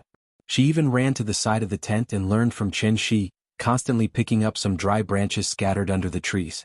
She did not know whether these branches were suitable for firewood, so she just threw them all into the fire. If it were not for the fact that her father did not need any fuel to start a fire, this weak pile of firewood would have been smashed out by this little fellow. the conditions were limited, so Chin-shi could only make a few simple farmhouse dishes, most of which were simmering. When he was cooking, he did not forget to throw a few potatoes into the fire, ready to let the little fellow taste the taste of potatoes cooked with firewood. What was the taste of the wild? This was called the taste of the wild. Chin Roying spread the tablecloth outside the tent, and Chin-shi used the snack box to serve the dishes. After a while, the table was full of dishes. Looking up, the mountains in the distance were dusk and the wilderness was quiet. The sky was the bedding and the earth was the mat. Just like that, the family of 3 sat on the rock, facing the night breeze as they ate this not exactly exquisite but absolutely delicious camping dinner. Because the potatoes were too hot, the little fellow threw them on the ground and gently kicked them with her feet. This was the method that Chin-shi taught her, which could quickly cool the potatoes. After the potato had cooled down a little, she picked it up. She didn't care how dirty the potato skin was. After tearing it open, she began to chew on it. Papa looked stars. Although the sun hadn't set yet, the stars were already shining in the east of the dusk. The setting sun was like fire here and the stars were shining there. What a rare picture, the little fellow was almost stunned. Is it beautiful? Yes. Then Papa will show you a better one. After that, Chin-shi suddenly raised his right hand, and then pointed to the east with his fingers like a sword. Then, a blue light suddenly rose. Like a meteor, it flashed over the little fellow's head, and then left a long shadow in the sky. Meteor. Meteor. I know. It's a meteor. The little fellow jumped up and down excitedly. Her clear and melodious voice reverberated throughout the valley, like a cheerful bird flying freely under the boundless sky, at the same time. East stage. The peak of Taihang. In fact, the sun had already set.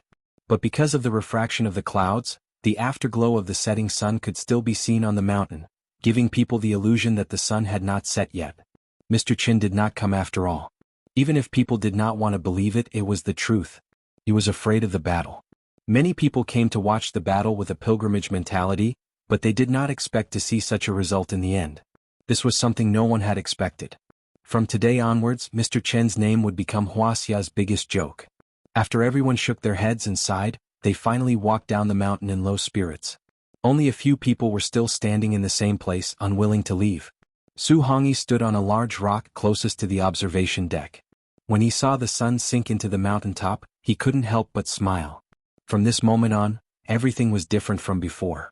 Identity, status, power, as long as he, Su Hongyi, wanted it. How could he not get it? This was the real. He would climb to the top and look down on all mountains.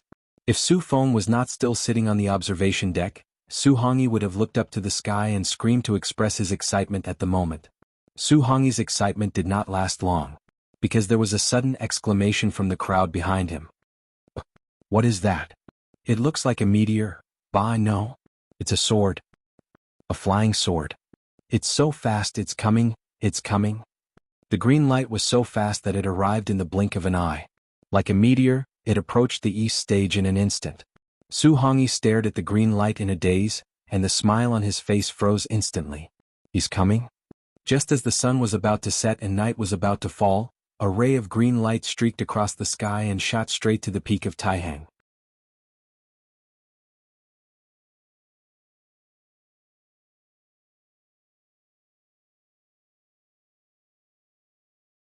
For the past 3 days, Su Feng had been continuously absorbing the yin qi from the Taihang Mountains, pushing the 8 yin servants to their peak condition. The vast and majestic yin qi of the mountains, as well as Su Feng's hundreds of years of hard cultivation, merged into the peak of Taixing at this moment. They slowly circulated in the void, forming an indestructible 8 trigrams formation. And this was his trump card, Yin Soldier's formation, move the mountains. Taking advantage of the right time, place and people, gathering the power of the mountains, rivers, sun, moon and yin and yang, he faced this world-shaking sword head-on. This was a powerful force that only those above the celestial being realm could control. It was also a power that ordinary people could never imagine. Therefore, no matter who won or lost in this battle, it could definitely be said to be an unprecedented battle. And the moment Su Feng revealed the Taiji diagram, the flying sword finally arrived in front of Su Feng. Like the sonic boom caused by the flight of a supersonic fighter, the moment the long sword hit the Taiji diagram, with the point of impact as the center of the circle, a burst of white air suddenly erupted, its power monstrous. The invisible air wave carried a powerful impact, instantly turning the stones on the observation deck into dust. At the same time, the air wave also uprooted all the trees on the mountain. For a moment, the peak of Taihang was filled with dust and dirt, as if it had been hit by a Force 12 typhoon. Su Hongyi was standing closest to it, so the moment the air wave hit, he was sent flying by the powerful shock wave, and then rolled along the hillside. After rolling for a few hundred meters, he finally hit a big rock and stopped. Gravel and dust constantly fell on Su Hongyi, and in a short while he was buried alive. Similar scenes kept playing out. No one had seen a battle between those above the celestial being realm, so they didn't know what the safe zone was. If it weren't for Wu Lian's consideration of not letting everyone get too close, the peak of Taihang would have been dyed red with blood today. And this was based on the situation where Su Feng flew into the sky and took the sword head-on. If Su Feng was still standing on the observation deck, this sword, wouldn't it have shaved the mountain? The lucky ones with lower cultivation were standing farther away in advance, and after the explosion they ran faster than anyone else, so they were not injured because of this. By the time they looked at the viewing area in shock, they realized that everything had already been settled. The air wave dissipated. Su Feng was still flying in the air. But his black robe was torn to shreds by the air wave, and from afar, he looked like a rag doll. As for the Taiji diagram, it had already turned into a light smoke, dissipating at the peak of Taihang. Su Feng didn't seem to be injured. That was because the flying sword suddenly stopped in the air after breaking the Taiji diagram. The blue light around the long sword had already dissipated. If it weren't for the fact that it was still floating quietly in the air, it wouldn't have looked much different from an ordinary long sword. However, although there were no visible wounds on Su Feng's body, most of his primordial qi had been shaken away. Like an old man whose body had been hollowed out, Su Feng stared blankly at this long sword that was right in front of him. He actually couldn't maintain his high void wind resistant state, falling straight down from the sky just like that. Bang! With a muffled sound, Su Feng crashed heavily into the ground. But right after that he crawled up from the ground shakily. Su Feng half knelt on the ground trying to raise his head. In addition to shock, fear, there was also some disbelief in his eyes. One sword. Only one sword. He couldn't even take one sword from Mr. Qin? From beginning to end, Mr. Qin had never shown his face.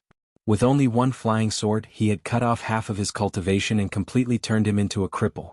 Su Feng stared blankly at the flying sword in the sky. Suddenly, the sword vibrated slightly. After seeing this scene, Su Feng suddenly felt as if he had been struck by lightning. The expression on his face suddenly became extremely nervous and frightened. So, after a shudder, Su Feng suddenly lay on the ground, his forehead pressed against the soil, and shouted in a trembling voice, "Thank you, Mr. Qin, for sparing my life.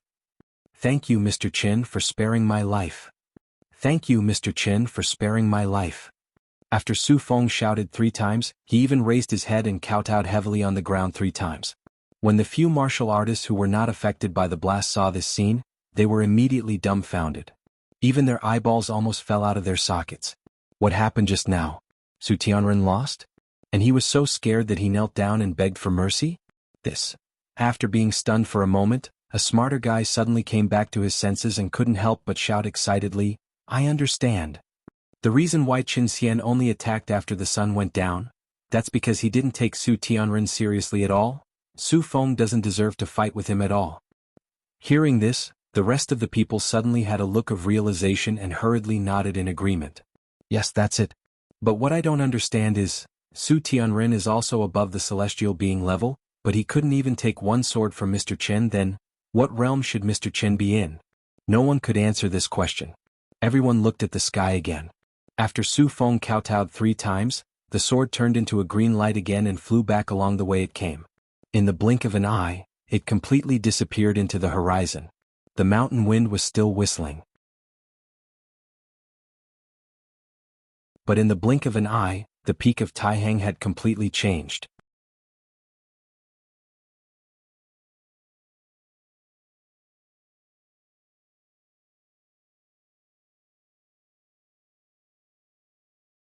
The sightseer is looking at you from upstairs. The moon adorns thy windows, you decorate other people's dreams. And you are my dream. When the family of 3 returned to Scarlet Cliff Castle and got on the bus again, it was already 4 o'clock in the afternoon. The short trip to Taihang ended in such a joyful atmosphere. Although the little fellow still wanted to continue, when she thought of the two brothers who were still waiting for her in the tea house, she couldn't wait to fly back to Shangjing. Because she could show off in front of them again. This little fellow was still young, but she especially enjoyed the feeling of being envied. And the two brothers gave in to her, so every time she showed off, even if they weren't interested, they would try their best to look extremely envious. Thinking about it, it was quite difficult for the two of them. In the past, when Auntie Zhang took care of Nian Yin, the child was a careful and cautious mimosa.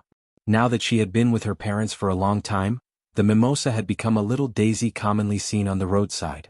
Lively and cute, she wasn't weak and delicate like the precious flowers. Qinshi was very satisfied with this. The bus soon arrived at Shangjing. As soon as they walked out of the bus station, Qinshi took the little fellow to the parking lot. Before he could reach out to call a taxi, two girls in their early 20s suddenly ran in front of him and excitedly pointed at the little fellow and said, "Hello, is this your daughter?" The two girls were quite good-looking. Big eyes, sharp chins and high noses. They were the most popular faces on the internet.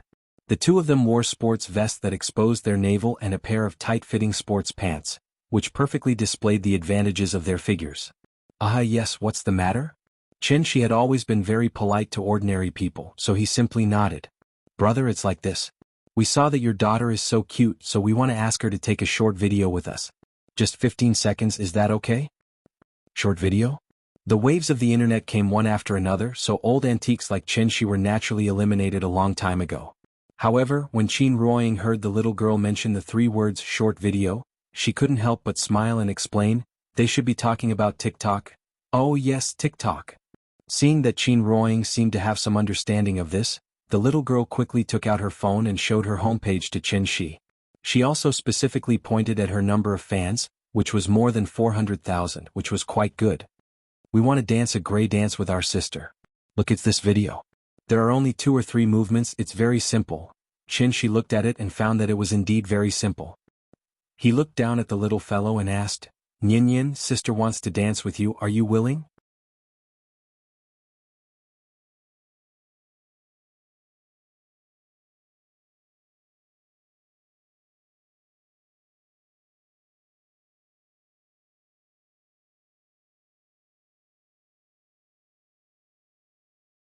Qin Ruoying also hadn't seen Qin Xueqing for a long time. Now that she suddenly saw her back and her injuries had recovered, Qin Ruoying naturally felt happy for her from the bottom of her heart. Therefore, after handing the luggage to Qin Ruoying stepped forward and pulled Qin Xueqing to talk. His wife wanted to catch up with his sister-in-law. As her brother-in-law, Qin naturally didn't want to disturb them. So after taking the luggage, he asked the little fellow to go back to the room to wash her face and change her clothes. But the little fellow didn't pay attention to him. As soon as the big cat came over, the little fellow ran straight to the fish tank with the big cat in her arms. Then, under her leadership, the cat and the fish shook crazily to the music from the mobile phone. Left, right, forward, backward, the little fellow led the dance in front. The big cat squatted on the ground and waved its paws. Big Head floated in the fish tank and shook its head and tail. Looking at their silly looks, She could only shake his head with a smile. Then he went to the kitchen alone to prepare dinner. While cooking, Qinshi also pondered about his sister-in-law's sudden return. Actually, even if he used his butt to think, he knew that Qin Wanqing was being used by Wu Lian again. The Wu Lian successfully made Qinshi reveal the tip of the iceberg through Su Feng's provocation. When they finally realized Qinshi's potential, they immediately transferred their sister-in-law back. They were afraid that Qinshi would vent his anger on them. On the other hand, they wanted to let Qinshi see with his own eyes that the Wu Lian would never treat his own people badly. So they let their sister-in-law get a big bargain. Otherwise, how could they let her use this kind of heaven and earth treasure, which was very helpful for cultivation? As a large organization with an official background, this kind of decision was naturally right. But this kind of behavior made Qinshi very disgusted. If it was useful, they would hold you in high regard. If it was useless, they would immediately throw you aside. Too utilitarian. Qinshi didn't want to deal with the Wu Lian anymore. So, he decisively put this problem to the back of his mind and turned to think about another problem. If he didn't remember wrongly, Bai Hong once said that the divine gate would open again in a month at most.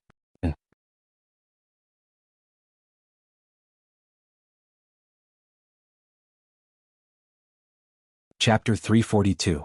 Life was back on track again. It was so peaceful that not a single ripple could be felt. The only thing that made Qinshi feel a little uncomfortable was The little girl was addicted to the phone after all. Since the last short video, the little thing wanted to play with it from time to time. Although the brothers were not naughty, they were definitely the most enthusiastic audience. They would always give the warmest applause to the little girl at the end of her performance. In the long run, it also indirectly encouraged the little girl's self-confidence, which led to her clamoring to play music on the phone at all times. She had always been reluctant to let the little girl touch the phone, but he could not resist her reasonable request. Dancing was a good thing after all, so naturally he could only let her be. To be on the safe side, Ruoying also specifically deleted most of the software on the phone, leaving only the system's music player. But how smart were the children nowadays? When Ruoying put the phone aside to play music for the little girl, the brothers could not help but fiddle with it. After all, they had been yearning for magical toys like the phone for a long time. Therefore, even if Ruoying had made enough precautions, she still could not stop the brothers from fiddling with it. It did not matter if they were young and illiterate. Anyway, they would always find something new. Therefore, the door to a new world was poked open by them one by one. Aunt Zhang and Gu Lao's years of suppression were finally released. For children, how fun were games. Just one look at the picture and the brothers were completely fascinated. Under the leadership of these two bad friends, the little girl was no longer naughty and became addicted to playing games on the phone.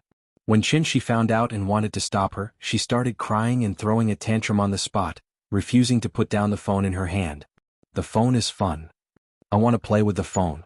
I don't want toys. I want to play with the phone. This time she was at his wit's end. Pandora's box had been opened, and it was basically impossible to close it again, unless their memories of this period were erased. But Nian was his daughter after all, and the child was still so young. How could she bear to use magic to forcibly erase her memory? What's more, it was already the era of the mobile internet. Mobile phones had become a necessity in life. No matter how much one tried to prevent it, the child would come into contact with a mobile phone one day. Therefore, the only thing she could do now was to set some rules with this little thing and set a time limit for it to play every day. It's okay to play with your phone, but you have to learn self-control first. This was more important than anything else. It was precisely because of this that how to cultivate Nian's self-control became Shi's top priority. For this reason, she didn't even have time to play chess with Gu Lao. Almost every day he would try to find some fun things to do, such as boating, fishing, flying kites, and other outdoor activities. She only hoped that this could distract the little girl's attention, so that she would not hold the phone all day long. The hearts of all parents in the world. Just like that, the days passed by one by one. While she was busy taking care of the child, he did not completely idle. Instead, he took the time to do something bad. And that was, including the Sundial Brilliance Temple, the 5 temples left by the Taiching Divine Ancestor were all demolished. By searching the memories in Bai Hong's mind, she found the remaining 4 temples and wantonly destroyed them. The escape route left by the Taiching Divine Ancestor for the ancient cultivators was blocked by him just like that, and the reason why she did this was mainly because the Divine Gate was always an uncertain factor. He did not like this feeling very much, as if someone would emerge from the Divine Gate at any time. And last time when the Divine Gate closed, she had already noticed an extremely powerful aura from it. The unknown represented danger. It was not that she was afraid, but he did not want his family to face any danger. Not even a little bit. The ancient cultivators had left for too long. After so many years of evolution, the earth had long changed. They were no longer suitable for this era. This was the modern era, not the ancient mythological era. So after thinking for a long time, she finally made such a selfish decision. He destroyed all the temples that served as coordinates and completely blocked the ancient cultivators' return route, so that they would obediently stay in the great world and not come out to cause trouble from time to time. Whether it was out of selfishness or to protect the Earth's existing environment, this decision was obviously the most correct. To be honest, when he demolished the Sundial Brilliance Temple, it really made Shi's heart ache. He destroyed an excellent cultivation place with an 8 times faster time flow just like that. In fact, ever since Bai Hong revealed the information about the 5 temples, Shi roughly understood why the time flow in the Sundial Brilliance Temple was different from that of the Earth. It was because the Sundial Brilliance Temple was connected to the Great World, so the time flow in the temple was actually the time flow in the Great World. In addition, Shi guessed that there should be another Sundial Brilliance Temple in the Great World. Just like there was a receiver at both ends of the phone, the temple on Earth was just a child temple, and the temple in the Great World was the mother temple.